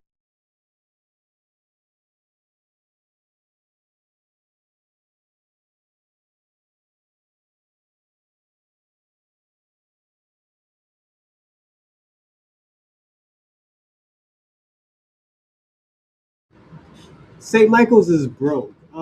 St. Michael's is broke. The reason why I say St. Michael's is broke, Even white people give me money on here, so it's like I said, it's not a race thing when it comes to me. These are questions that need to be questions and topics that we can talk about. You know, like Monday's gonna be even a better show. You know, But guess what? You know what they have? A Chinatown, because they're focused on them first. That is the only argument I'm making. And you know where they're doing it? Here in the United States. You know why they're doing it? Because of the Constitution of the United States. You know why they're doing it? Because of the 13th, 14th, and 15th Amendment. You know why they're doing it? Because they understand the importance of making sure they take care of their business first before worrying about the white nationalists. Yes, it's a problem. Well, actually, what we tend to find is they do both. They address internal issues. You're saying the same thing. Issues as well. You're saying. Well, no, you said they do. You said they do one and don't worry about the other. That's not what I said. I said they do it. No. What I said was they put their people first, and they're not worried about that primarily. Let me be clear. No. I never claimed that they were worried about that primarily. No. But what I'm saying is, for the sake of this conversation, I understand white nationalism existed. It has always existed. You can go as far back as Manifest Destiny if you like. But at the end of the day, the truth of the matter is, whether the same way Jesus said the poor will always be amongst you, there will always be some white folks who are trying to be a fly in your ointment. My main thing is we need to focus on nation building. We need to focus on making our communities better. We need to make sure that people who do not belong here are not exploiting ourselves. We need to make sure that we're not dealing with You're interviewing me. You mentioned people that don't belong here. What are the top 5 groups that have immigrated to the United States in the past 5 years? Facts, Shabaka. Facts, Randall. I said the same thing. I told Shabaka you kind of ruin Pan-Africanism because you don't hold Africans accountable for their sins. I'm sure you'll tell me. Are you aware? No, let's say I'm not. Please educate the audience. Seriously, are you aware or not? I am not. Okay. All right. Because, and the reason why I asked that question, because many individuals that identify as FBA make the argument that African and Caribbean immigrants are here taking resources from African Americans. But when you go onto the Department of Homeland Security site, you find that the top 5 immigrant groups that have immigrated to the United States, none of them are from the West Indies or. No, they're white. They're white. So certainly. Something to consider there. What does that have to do with me? Well, again, let me be clear. I'm not responsible for what everybody else says. I'm only responsible for what I say. And for me, I don't care if you are Ukrainian. I don't care if you come from the UK and you're white. I don't care if you're Venezuelan. I don't care if you're Mexican. I don't care if you're Russian. If you are here illegally, you are in my way. Respectfully. To that point, are you familiar with the Barbara Jordan's report in the mid-90s? Which report are we referring to? I'm referring to the report that Bill Clinton hired Barbara Jordan, who worked in the government. Of course, she was an elected official, to commission to study what happens with an influx of illegal immigrants in this country and who would suffer. Barbara Jordan, and you can look this up. Please feel free to fact check me. I am a fallible human being, as demonstrated by today, even, right? Barbara Jordan told Bill Clinton to. Shabaka don't like me right now, so I cussed him out. I said, "Yo, you's a broke nigga." And he got mad. His face, testified before Congress, told absolutely everybody who would listen, was on C-SPAN and CNN more times than I can count, and said the number one group who is going to be affected by rampant illegal immigration would be Black Americans, or as you call them, African Americans, as I identify as a foundational Black American. And she was right. Do you know what Bill Clinton did with that report? Threw that shit away. What did he do with it? He threw it in the circular file, as my late grandfather would say. He threw it in the trash and kept on pushing. Okay. And what has happened some 30 years later? The same thing Bill Clinton said, and this is in no way in shape or form an endorsement, just a statement of fact. the same thing that happened and Bill Clinton wanted to do, but when he got the results he wasn't expecting, he buried. It's the same thing that Barbara Jordan said, and it's the same thing that Donald Trump said. They're taking all the black jobs, the low skill, low wage jobs that black people would have if illegals weren't running rampant through our country. Right. If you look at a place like Chicago, do you know when the U.S. because I mean I just can't let you monologue like a DC villain, but are you familiar when I'm a Marvel guy, as you can tell. I'm a Marvel guy. I don't know so what am I. Actually, so am I. Right. I'm looking forward.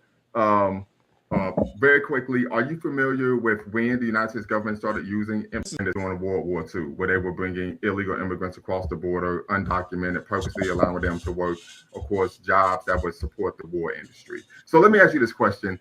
You mentioned Brian Donald on some previous episodes on your channel, and you had issues with him, right? Let me be clear. And you talked about the fact that, of course, I believe he is from Jamaican. Because Randall, you understand. A lot of these people don't want to understand. You know, so thank you, Robin. I mean Randall. I apologize, Randall. Thank you, Randall. You understand. They don't understand, Randall, and it's just because they don't want to.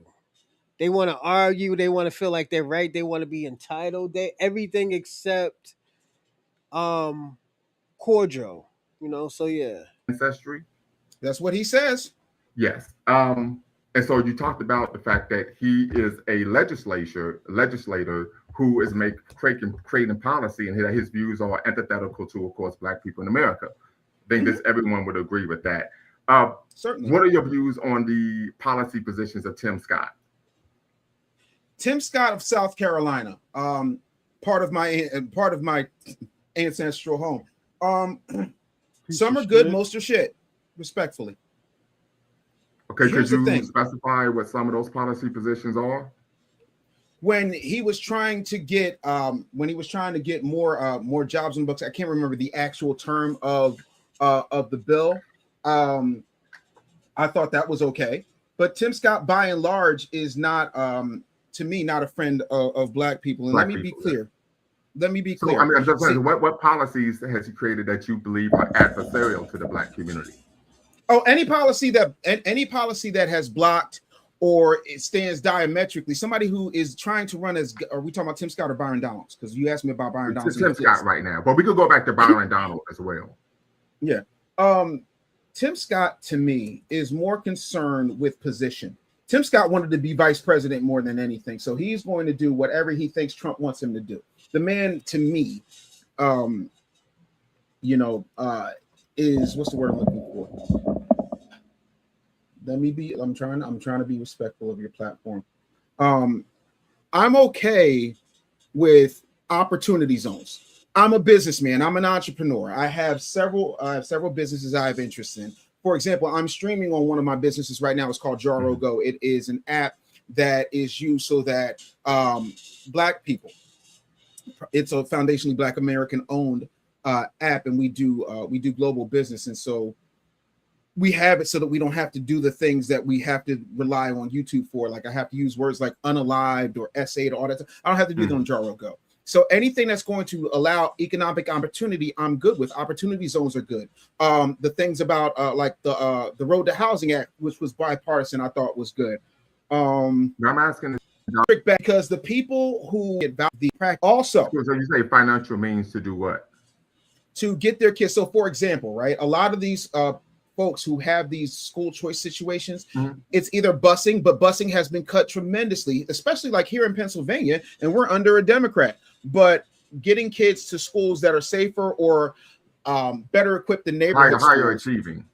Yes, it's problematic. It sounds good on paper because when you look at the amount of money, and I'm the son, brother, and son, grandson, and father. Metal detectors before damn near anybody else. We had Jamaican kids coming to school with machetes. We had foundational Black American kids coming in with semi-automatic weapons. It was a war zone. Have you ever seen the movie Lean on Me? Of course. The real Joe Clark came to the school, told us to keep on keeping on. Yo, one of my teachers in high school used to go to the same school too that he was he saved. Because he couldn't do nothing for us. That's how bad it was. But they still allocated in those days was about 15, 20,000 per student, which is about 30K in today's money per student. But the school did not see any of that money. At least that money didn't roll down to the students. So let me ask you a question. So that's my issue with school choice, for example. To address the issue of school choice and the fact that oftentimes parents do not have the resources to get the child to a school outside of their district. We're presuming the school will be outside of their district. What would you propose in terms of policy to address that issue? I think number one, it should be based not only on whether or not they have the choice, but have the means to actually execute on that choice, right? Having somebody, for example's sake, choose between syphilis and gonorrhea is a zero-sum game. I'm talking about making sure that because there's enough money. Yo, have y'all noticed Dave Anderson? He makes, I thought I not exaggerate, but do y'all see that Dave Anderson, he uses the not the worst examples, but the most strongest examples.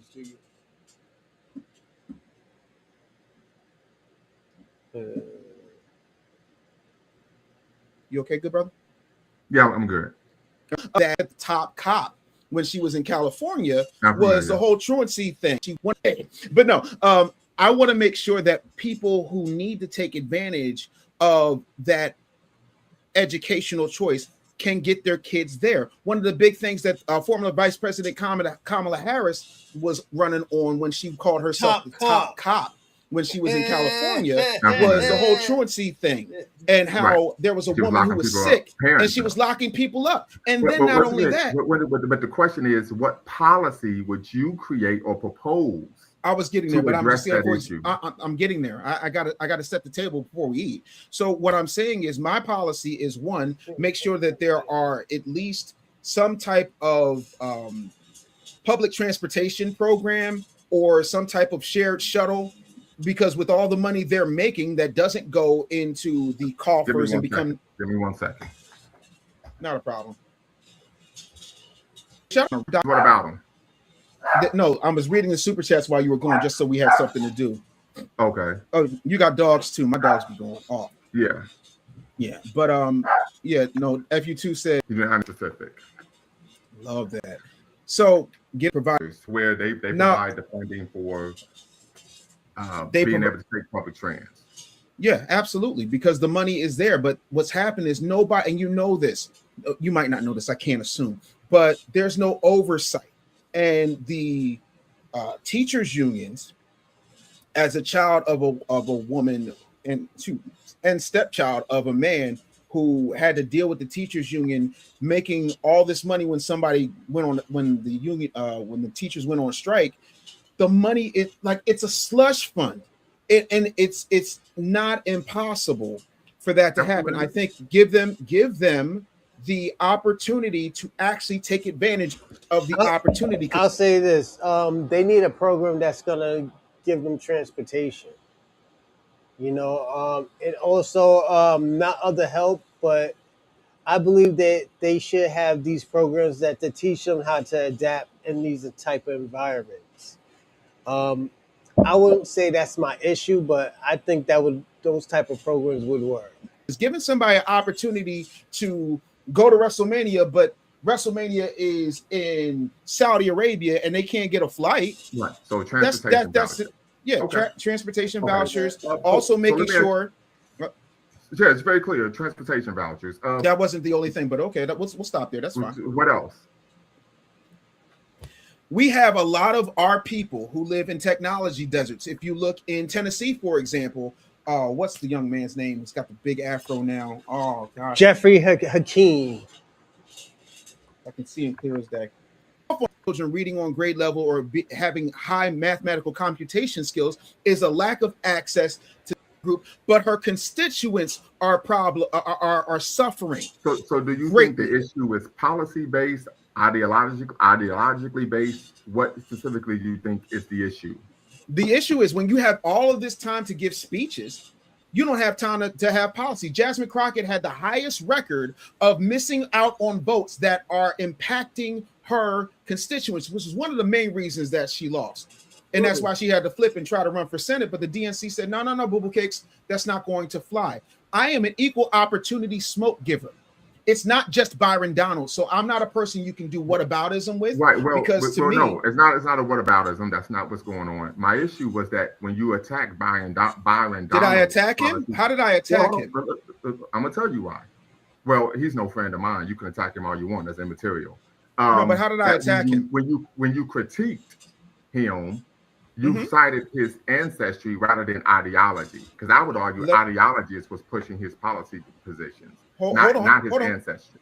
No. See, this is where you and I, we've got a long email thread, and in that email thread, you said that we're going to make sure that we stay on the facts. Correct? Mm-hmm. Did you watch his entire Breakfast Club interview? I watched half of it. So you watched half of it. So you did not watch the whole thing. So that answer is no. In that Breakfast Club interview, he made it very abundantly clear that he was Jamaican. That is a fact. You can watch the whole thing. He said that. And Panamanian. Okay. Number two, hold on, wait. You won't let me know my plane. Okay. Number two, Byron Donalds said that he was against reparations right. for my people. Yes. That when you're standing diametrically opposed to an injury, again, you asked me why I talked to Republicans in Congress are opposed to reparations. 100%. Dr. Bakari, you gotta let him finish. This will be a great interview. It's just Bakari gotta let him finish. So I'm not a Republican, brother. Hold on. I'm making a point, and you have to let me make my point. Byron Donalds got on one of the biggest platforms in Black America and basically said, I'm Jamaican and everybody can't benefit from that. So I'm not with that. I don't believe in reparations, so on and so forth. I'm paraphrasing. That's why I said basically said. I'm not a stenographer. I'm a human being. And by the way, you only saw half of that interview. Yeah. Okay. So again, let's be clear. If somebody asked me a specific question when it comes to Byron Donalds and how I felt about what he said on the Breakfast Club, I'm going to address that. Because that's a specific issue at that specific time. That does not mean that I have a personal gripe with him because he's Jamaican. Nothing about me is. I did no. I did not say that you did. Let me be clear. Every time I say something that does. No. I didn't say you insinuated it, did I? I'm not going to argue points I didn't say. Dorsey called him gay. St. Michael said that he's fruity. Lala Brown say he looks like a punk in real life. I'm stating for the record because you and I are in front of an audience, and that audience needs to understand where I stand. And where I stand is this: there is a complete difference between saying, hey, I don't like what you said based upon the way you presented it, based upon your lineage and how you can't stand to benefit from that. But that does not mean that everybody else who's against reparations is not an enemy of foundational Black American progress for reparations. Let me be clear. All of them. I don't care if you're a Republican. I'm a conservative. I'm not a Republican. What are your views on Burgess Owen's rejection of reparations? What was his rejection of reparations, to be specific? He stated that he called the reparations an impractical and non-starter. He argued that they promote a victim mindset rather than individual empowerment. He believed that the government shouldn't be given handouts. The government has been given handouts as long as the government has been the government. Right. He didn't say that historically speaking, when we're talking about Japanese internment victims, he didn't say any of that when we spent all of that money to fix Notre Dame. Last I checked, that hunchback was not an American. Every time I turn around, so that's neither here nor there. I'm against anybody who is against reparations. Burgess Owen's rejection of reparations is based on what? He thinks it's a handout. He thinks it's welfare. And it's based on his political ideology. Certainly. And okay. So I don't care whether it's your ideology, whether it's Santa Claus, whether it's the something. There's someone who takes on conservative talking points because they're being paid by white special interest groups to do so. And the point was, what made you want to ask? I wanted to know if you were familiar with the. Well, let me put it to you this way. I'm very organic. Now, if you can find somebody who paid me for my beliefs, I would love to see that check. I wanted to know. Then why did you bring it up? Then why did you bring it up? Because Nobody I just wanted to randomly know- I asked a want- question. You have a PhD, No, bro. Come I on. just told you because I wanted to know if you were familiar with the term. Just like I asked you, were you familiar with the term digressions theory? Right. I Okay. wanted to know if Well, you were familiar with the concept. Yeah, Can no, you I define the wasn't familiar term- with the concept. Okay. Can you define the term diaspora? Like I thought the diaspora was basically a grouping of people who surround one particular ideology when it comes to oneness because we have a shared cultural ancestry. That's not the definition of the term diaspora. Okay, Diaspora, so what is the by term? definition, is a population living outside its homeland. Okay. Yeah, so that was a claim you made on your platform that was averse to facts. Let me ask you this question, and this is just some comments that you made when you was interviewing that guy on your platform, the guy from Haiti. What is this? You What guy from Haiti? I'm sorry. There's been like about 4 or 5 guys from Haiti. Can you be specific? Okay, well he was overweight. That's all. That's the only description. Oh, okay. I wasn't interviewing him. He came up because he told me that came to the FBA was a cult and Okay. it's xenophobic and so on and so forth. And I had to give him an education. Okay. What is the square mileage of the city of Philadelphia? Oh no, we're not doing that. We're because I know what you're trying to do, and that's really funny. Because I've already clarified that. No. Let me go there. Because what you're going to say is on your platform, you said Haiti, Philadelphia is bigger than Haiti, and what I meant to say because I was speaking. No, you said that they were roughly the same size. Any way you slice it, what I meant to say, and I've already clarified this on many interviews and on my platform several times, that I meant to say the state of Pennsylvania, which is much bigger than Haiti. But I was speaking passionately by somebody who kept cutting me off and telling me I was all these things that I wasn't. So I misspoke because guess what? I know it looks like it, but there's no stigmata here, which means I don't walk on water and heal palsy children. I misspoke and I corrected it immediately. You don't have to try to play the victim. So let me ask you this question. I'm not playing the victim at all, bro. I'm great. How are you? You mentioned on your platform, you talked about Wyclef Jean being barred from running for president. Correct. Right. And what was the reason that you gave? They said he couldn't. You said the reason why was because he wasn't born in Haiti. No, but he was born in Haiti, and again, I corrected that too. And he came here when he was 9. Okay. Yes, he sure did. Anyway, you slice it. Anyway, you slice it. They still rejected him. Right, and that is his homeland. And what was the reason? Because he didn't live there, so he couldn't do it, or something along those lines. If I'm not mistaken. Per the Constitution, you have to have 5 years of consecutive residency in the country in order to run for president. Okay. So anyway, you slice it. What I'm saying is, at least he had sense enough to try to fix his native homeland, as opposed to sit up here latching on to ours, and then talking about how everything. And this is the thing that becomes very bothersome. When people will talk about what foundational Black Americans are doing and what they need to do when their ancestral homeland is in ruin. Lala Brown called them bootylicious. For a myriad of reasons. It's kind of Western imperialism. Yes, absolutely. Yeah. Guilty. Yeah.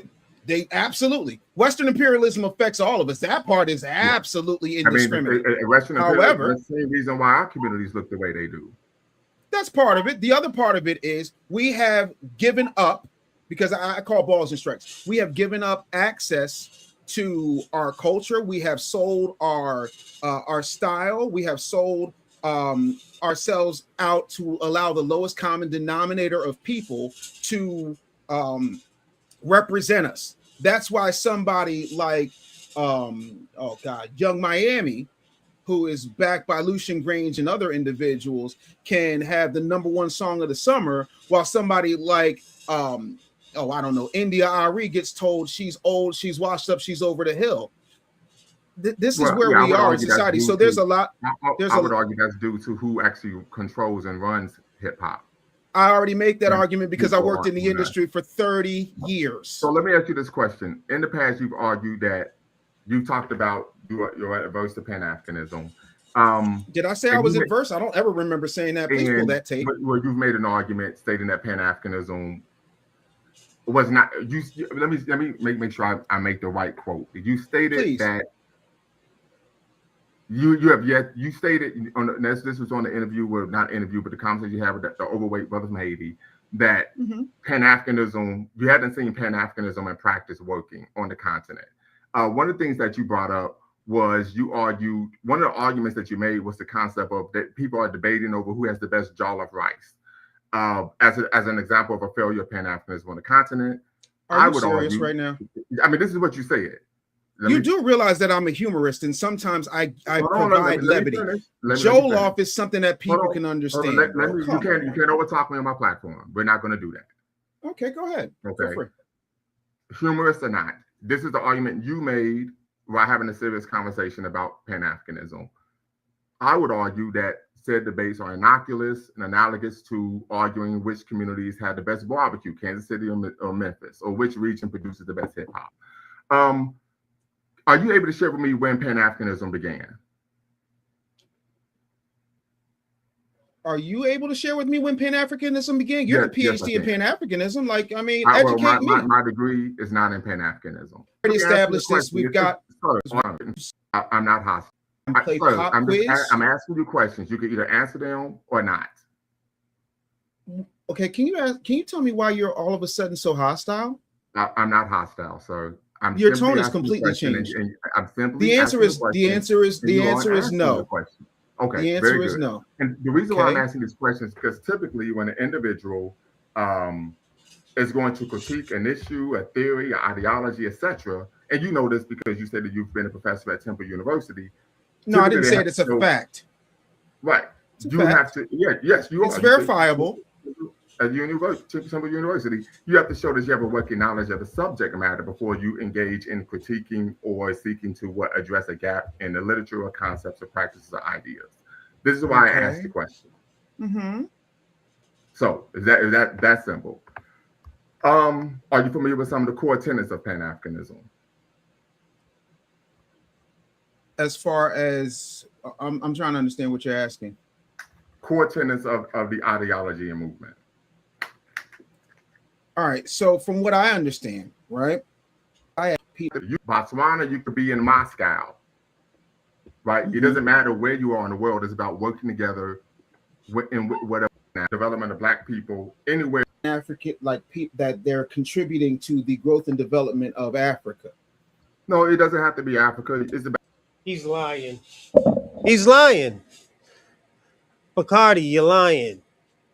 You know how many times these pan fucking losers and these pan fucking freak shows came on this fucking show and said what Africa was is liberating Africa? Bakari, you're a fucking liar, or Shabaka's a fucking liar. You gotta pick which one of y'all niggas is lying. Contributing to the growth and development of Black people anywhere in the world. You could be in Seoul, Korea. You don't have to be in Africa. You could be in Botswana. You could be in Moscow, right? It doesn't matter where you are in the world. It's about working together in whatever way you can to better our. And this is the thing. If they want to work together, they got to fix their own situation first. We can't be, this is an example I gave. We can't be working with people who are already like fully broken and not really trying to work on themselves, and they're just looking for a way out. This is what Pan-African is doing. It's trying to find these people a way out. Lives. Okay. Here's why I'm confused then. Because the African Union has how many member states at this point? 54. I thought it was 55. But South Sudan would make 55. Okay, cool. So my whole thing is, doesn't the African Union website even say that their main goal is to make sure that it's contributing to continental development? By continental development, does that not mean Africa? Yes, the African Union is a international continental organization. The African Union is an aspect of Pan-Africanism. My nigga, that don't even make sense. This nigga is lying. But it's not the end all be all of Pan-Africanism. Okay, awesome. And I would give some examples of Pan-Africanism in practice. One would be the Sahel Alliance. Right. Another example of Pan-Africanism practice would be African nations providing political asylum to African American activists. That would be an example of Pan-Africanism, in which they paid their living expenses while they were in political asylum. Right. Kwame Ture, born Stokely Carmichael, born in Trinidad and Tobago, Bronx, New York, raised, Howard University educated. Later became considered the prime minister of Black America. He ended up moving to Guinea due to finding out he was going to be assassinated due to the machinations of FBI and COINTELPRO.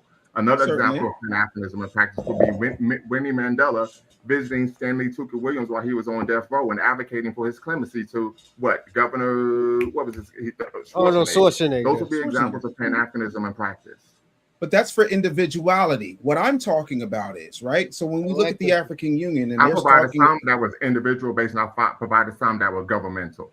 A political asylum from African American activists by different nations was an example of governmental Pan-Africanism. Can you do me a favor?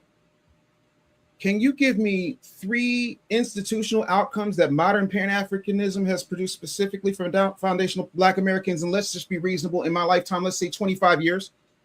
Let's see here. You said 25 years. In the past 25 years that have benefited foundational Black Americans as a whole, not individuals.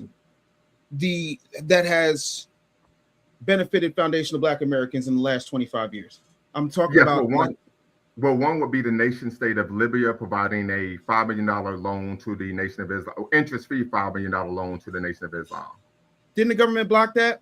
No. And that's I could have swore that. Oh no, that was the $1 billion check. My bad. Go ahead. Yeah, the Nation of Islam was primarily made up of the Nation of Islam. I have a lot of love for the minister. I love the Nation of Islam. I have a lot of love for the minister. When Fox pulled out of covering his talk during the 2020 pandemic, when Revolt pulled out of covering his talk during the 2020 pandemic, it was Business Bully TV that simulcasted it. So I got nothing but love for the Nation of Islam. Revolt and Fox Soul. I remember that. I was there. Like it was on my platform. What I'm saying is, another example. Okay, but no, let's stay there. No, we let's not move on. Hold on, wait. Let's not move because we have to be clear. We can't just move the goalposts. What I said was to benefit foundational Black American. You're talking about a subset of a subset of a subset of a subset. I'm talking about foundational Black Americans. Okay, because that one is not an example. Another example would be the Baraka School in Kenya, providing free education and transportation, housing for African American at-risk youth in Baltimore to go to school at the Baraka School in Kenya. Of course, Baraka means blessing in Kiswahili. Of course. Here's the thing, though. Baltimore is one area. It's one teeny tiny area. I'm talking about how it has benefited all. No. Apparently, I'm not being clear on the question. The question I'm asking you is how has Pan-Africanism, by and large, benefited all of foundational Black Americans, not a small subset of a religious group or not one particular group of at-risk kids who all of them damn near are at risk because none of them are reading on grade level. I'm talking about the entirety of foundational Black Americans. Have they benefited? Because from what I'm hearing for the most part are small little individual things. And you just said earlier on in our conversation that exceptions don't disprove the rule. So I'm trying to figure out exactly what they have done. My man's using his own laws against them. That's fucked up, Dave. Where we can go, wow, everybody need to be like Dr. Umar, and we need to start talking about Pan-Africanism because, man, we are benefiting. I don't think anyone should be like Dr. Umar Johnson. Is he not the prince of Pan-Africanism? No. I haven't heard any Pan-African yet reject this man. He's a buffoon. Well, actually, you're hearing one now, and if there are several Pan-Africanists that reject him. One would be Equaline Network. The other would be Sister Farida, who's from Togo. There are, if you are familiar with Pan-Africanists, every serious Pan-Africanist I know rejects this guy and views him as a buffoon who simply uses Pan-Africanism to promote itself. So then my question is, here's the question. How do you let somebody run rampant for 2 decades under your flag of Pan-Africanism? Well, I can't let somebody. Not you individually. I'm just talking about. He's an individual. We live in the United States of America. He can say and do whatever he wants.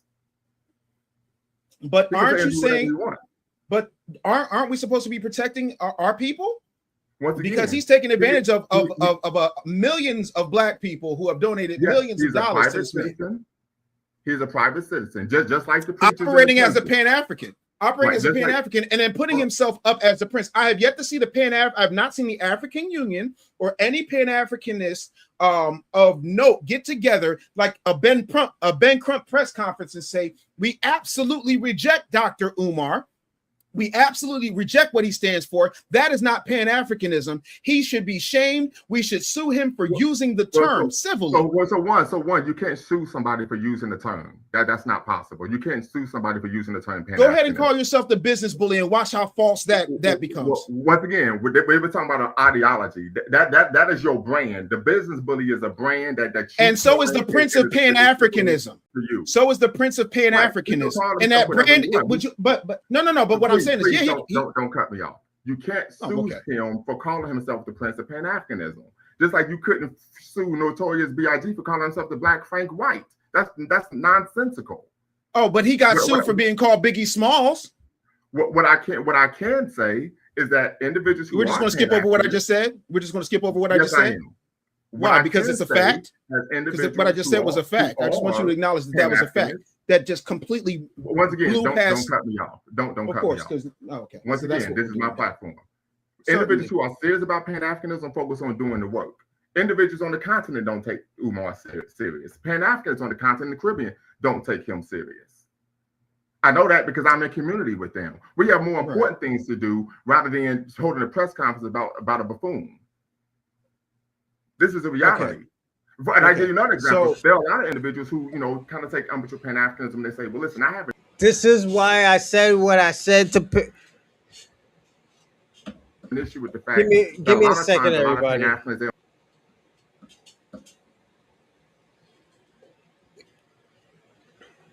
This is what I said to Shabaka. I said, Shabaka, you are not inclusive people. When there's problems, y'all want to run away from the problems. This is the reason why you don't hold Africa accountable for the bullshit that they did to Black Americans or 4% of Black Americans. This is why I said that. They didn't want to confront Dr. Umar? Fuck. This is what it turned into. This is why I said it's a joke. On this cream of the sister type thing, cream of the shea butter, they don't want to hold Black women accountable. And I said, I've seen that, but I said, I'm one that do hold our sisters accountable. Right? So just because you haven't seen something doesn't mean it doesn't exist. Okay, so back to the thing, because I think we have to really make sure that we're clear on something. You said you can't sue somebody for saying something because Biggie called himself Frank White, and the thing of it is, you never met the man. But to be clear, the reason he's called do you know why he's called the Notorious Big? Please make me aware. Yeah, the reason he's called the Notorious Big is because he, Sean Combs, and Bad Boy Entertainment were sued behind the usage of the term Biggie Smalls, which was a copyrighted term from the movie Uptown Saturday Night. The same way the same way Ricky Rose is now Ricky Rose as opposed to being called Rick Ross, because he is infringing and doing damage to the reputation of Freeway Ricky Ross. So by your logic, you can be sued if in fact you are doing damage to somebody else's brand, or it's even too close. Wait. We're not cutting people off. Well, it's my platform. I can cut somebody if I want to. Oh, so but that's not fair. That's not really fair, especially when I just it's my platform, because now it's my party and you'll cry if you want to. You're making a false equivalency. No, I'm not. Right? You use the example of Biggie. You literally use the example of Biggie. The rapper Common used to be called Common Sense. He was sued because there was another group that used the term.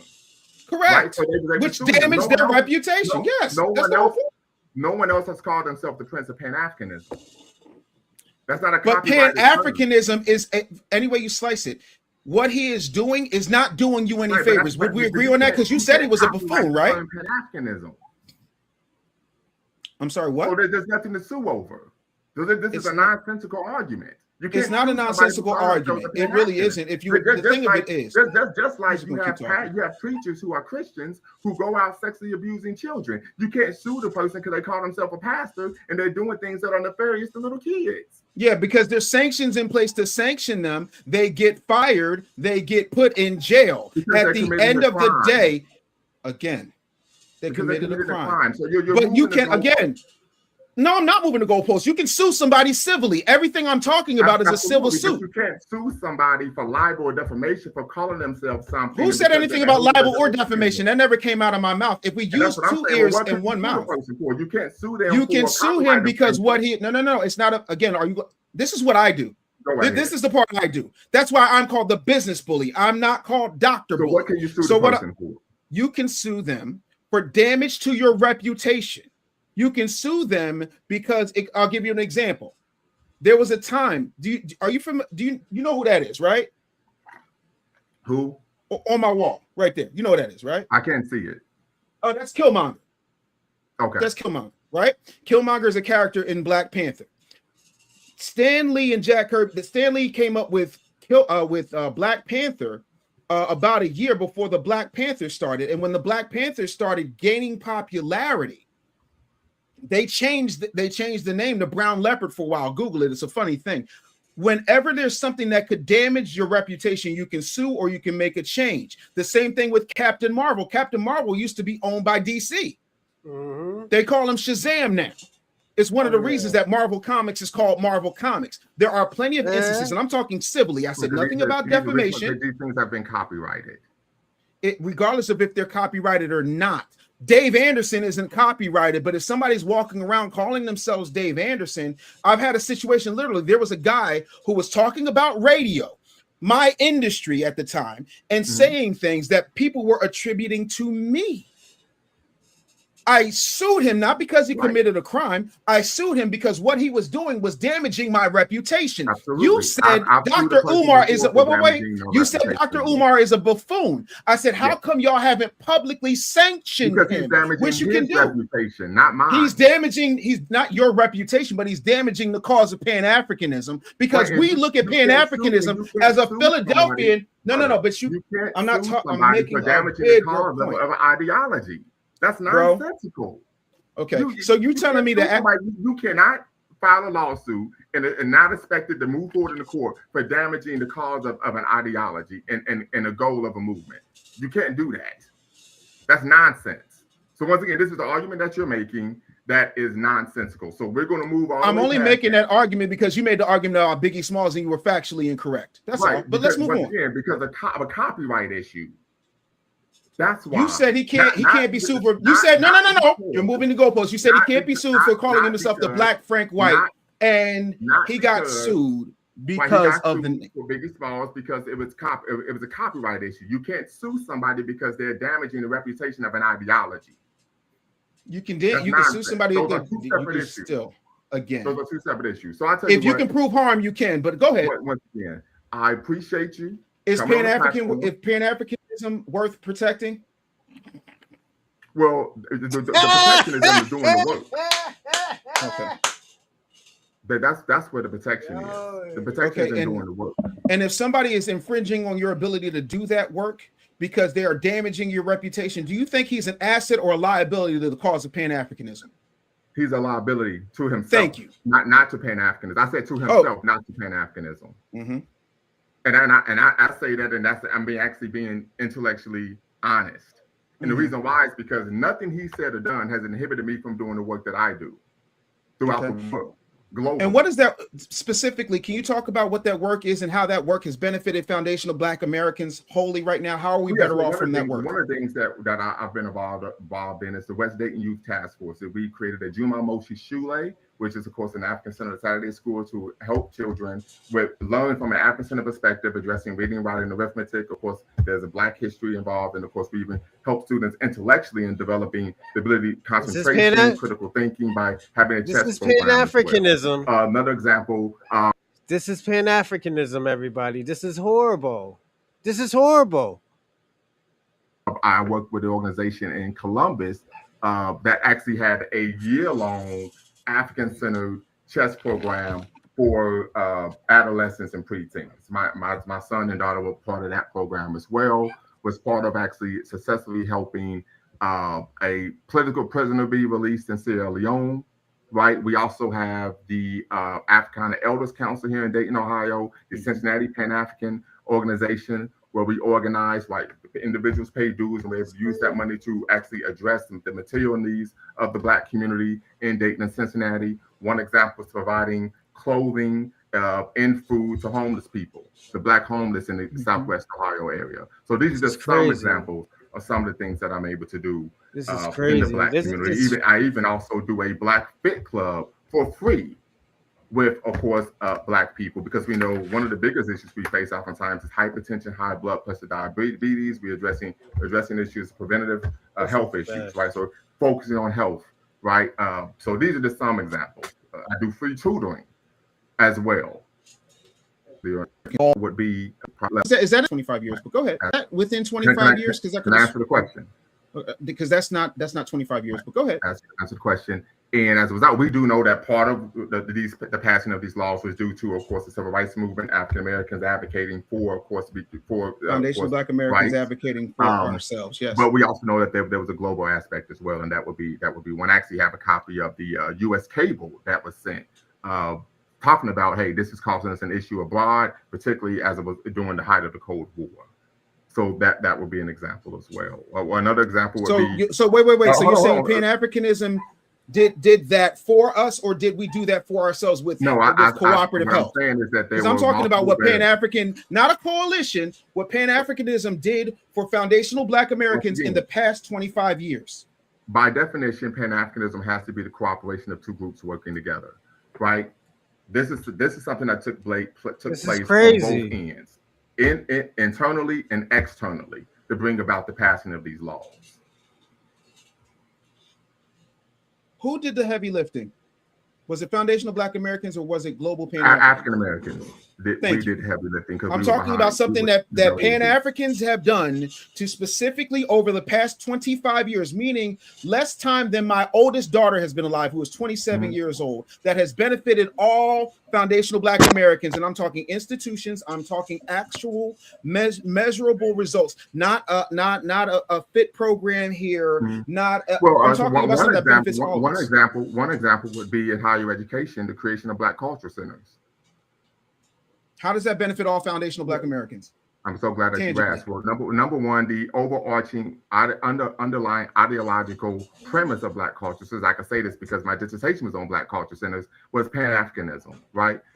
We know that as a result of the passing of civil rights legislation, it was seen by many in the civil rights movement as a watershed moment that now Black students were able to attend predominantly white institutions. However, when these Black students attended these institutions, they were facing institutional racism, bullying, not only from students, but also even campus police, and of course, discrimination from professors and staff. We also know that predominantly white institutions serve typically as what? On a macro level, as white cultural centers. So as a result, and this goes to with the work that was being done at San Francisco State University that created the first Black Studies program and then led to the proliferation of Black culture centers.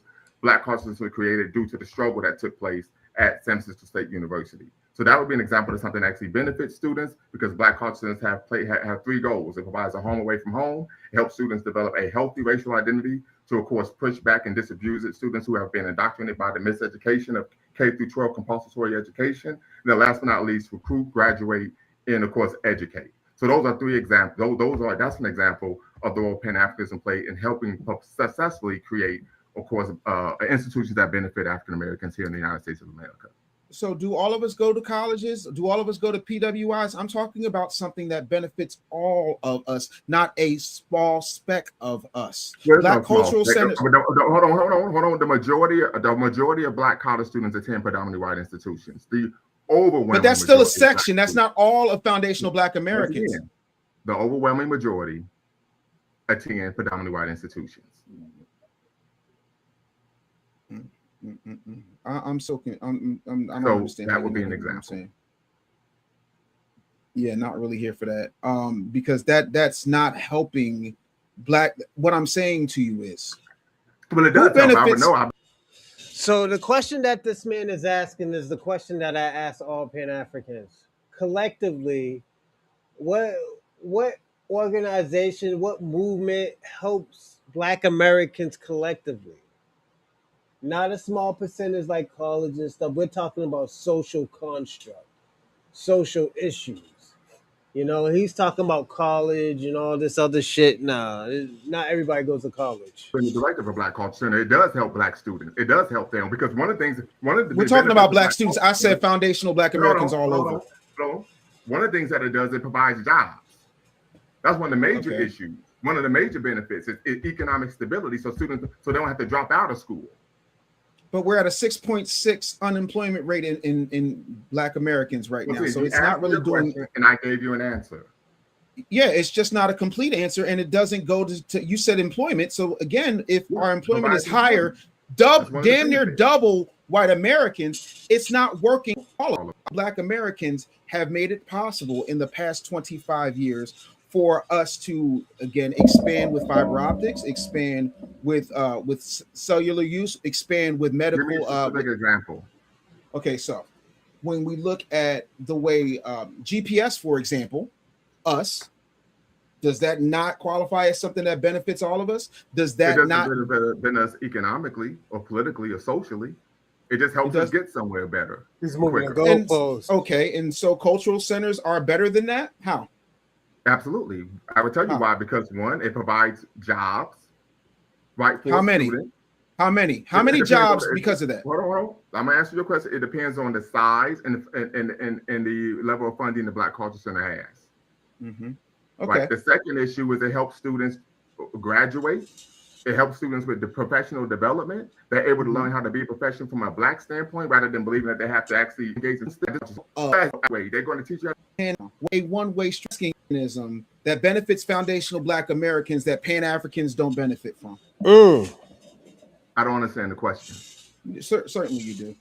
What I'm asking is, because Pan-Africanism and everything that you talked about seems to be a one-way street, there's no tangible benefit for us. Well, there's not a one-way street. I just gave you examples of Pan-Africanism not being a one-way street. I give you another example of Pan-Africanism that isn't a one-way street. That has nothing to do with African Americans. Right? I give you an example. In Haiti, after the earthquake, the nation state of Senegal, this is Pan-African. Senegal let Akon convince everybody that Akon City was going to be something, and it's nothing. What I'm talking about nothing to do with what I'm talking about. You brought up Senegal. You moved the goalposts. I talked about FBAs, and you talked about Haitians. You talked about Senegalese people helping Haitians. I'm talking about us. This is Pan-Africanism at its best. This is why I had to treat Shabaka the way I had to treat him. Because if I let Shabaka talk, Shabaka's gonna talk. You see how this man just talked, and Dave Anderson was just roasting this nigga. He got mad at Dave Anderson because he couldn't answer the question. Watch. I'm talking about us. You can't overtalk. But I'm gonna let you go ahead. You can't overtalk. As I said it before, Pan-Africanism is about the care and concern for all Black people. So nothing for foundational Black Americans. There's not just one subset. Right. I gave an example of the situation in Kenya. I talked about African countries providing political asylum for African American activists. That's an example. Those are individuals, not all of us.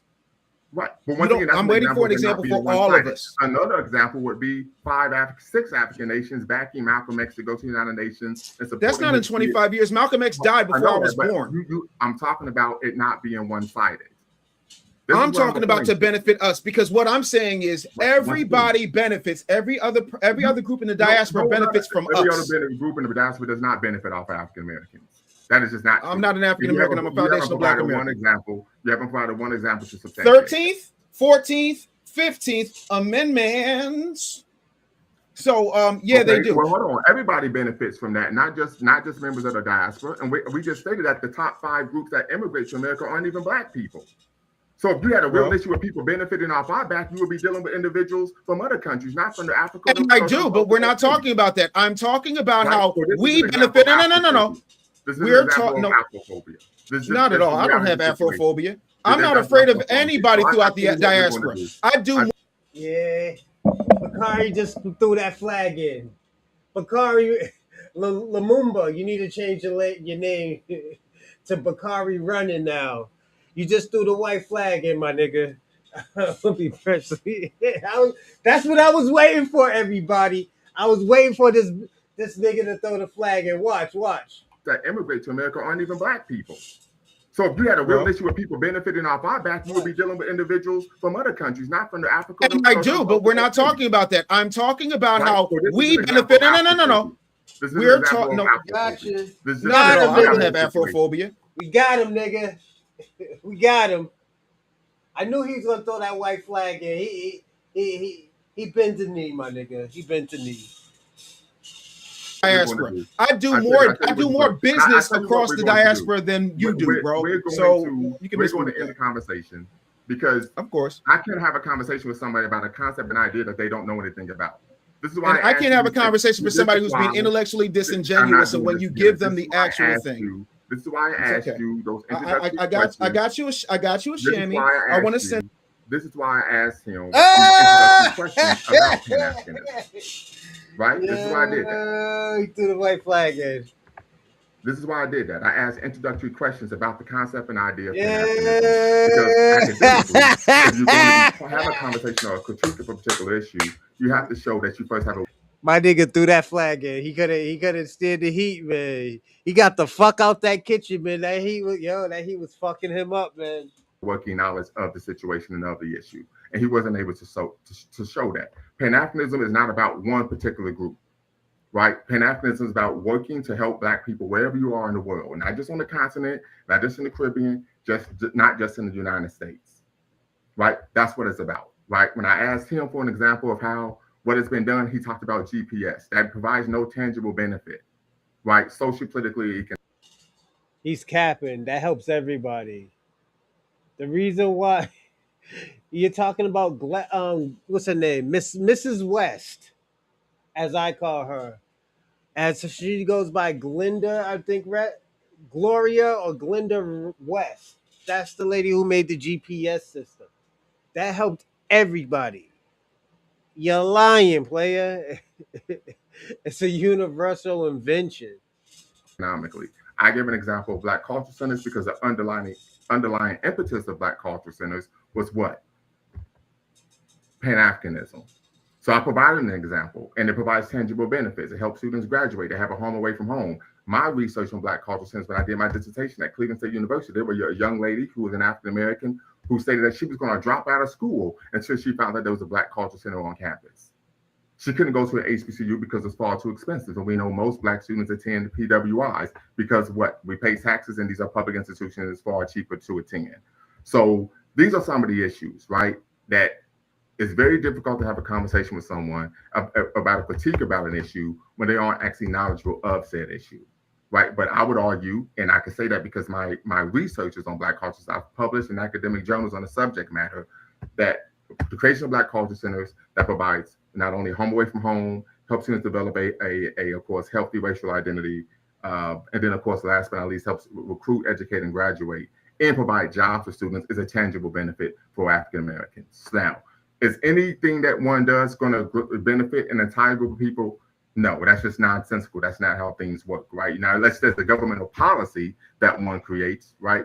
But once again, as I said before, I ask these type of questions because these are talking points that I saw that he had on his platform, but he wasn't able to answer the question because he just wasn't knowledgeable of the information, right? When I talked about Black identity, anyone who's going to have a conversation about Black identity, someone who's in the academy would know you have to be knowledgeable of Nigression's theory, right? When we talked about the concept of scholarships, right? He gave examples of Indians cosplaying as Black people. Then he says, well, what about Jamaicans? I said, well, the scholarships say Black is based on race, not based on ethnicity. Right? So, I mean, it's like, what are we talking about here? That's just not the reality. These scholarships aren't out. Sorry, my nigga, you ran. You ran, my nigga. That shit was too hot for you, player. Run, Bacardi, run. You ran from them questions, my nigga, and I get it. Them questions is hard, man. Shout out to Dorsey. Thanks, man.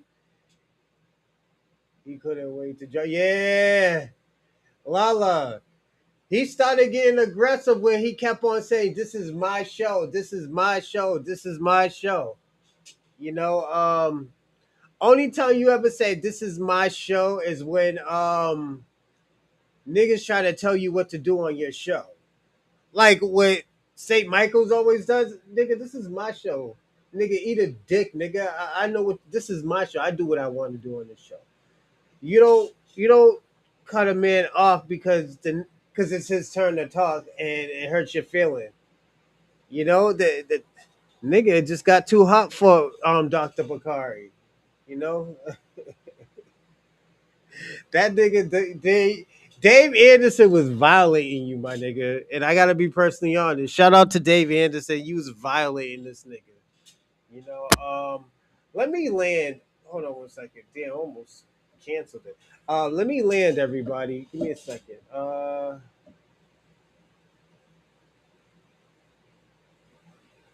So I'm gonna land here, and I'm gonna say this, yo, man. This is the shit that killed Pan Africanism.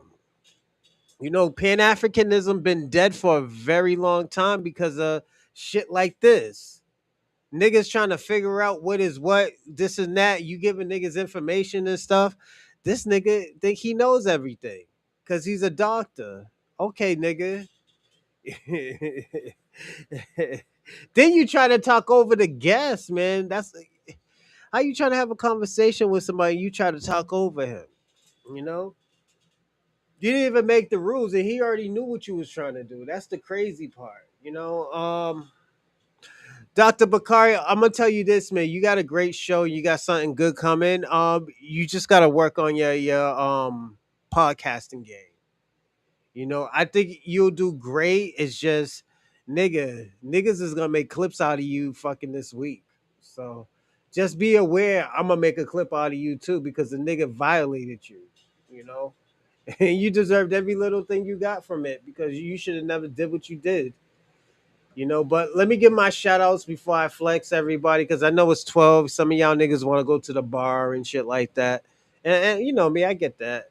But let me see my shout outs. So shout out to Dorsey, Lala Brown, Ali Howers, Malaikum Salam, be broke ass, be active, broke ass Shabaka, FBA Convo, salute player, Charlie Shaw, Rando. Long time no see, Rando. Shout out to you. Hey, look what I got on, player. I got the US on. Um, St. Michael's, FBA. I mean Ray FBA. Miss Ramirez. Shout out to you, Miss Dear. And broke ass. Hold on, broke ass Black Snow Bunny King and my man Jeff. And don't forget to our buddy, our pal from Kick, Robin. Thank you, Robin, for always watching my show. I do appreciate that. This show is getting bigger and it's getting better. We got another show on Monday, and I already put the title up. So when you go see it, you better be prepared, everybody, because this is a conversation that we need to have. We need to have, and if these Pan Africans want to be involved, these immigrants want to be involved, they can talk. But this is going to be a good topic question on Monday. So stay tuned. I'll see you Monday, and y'all take care. Have a great night.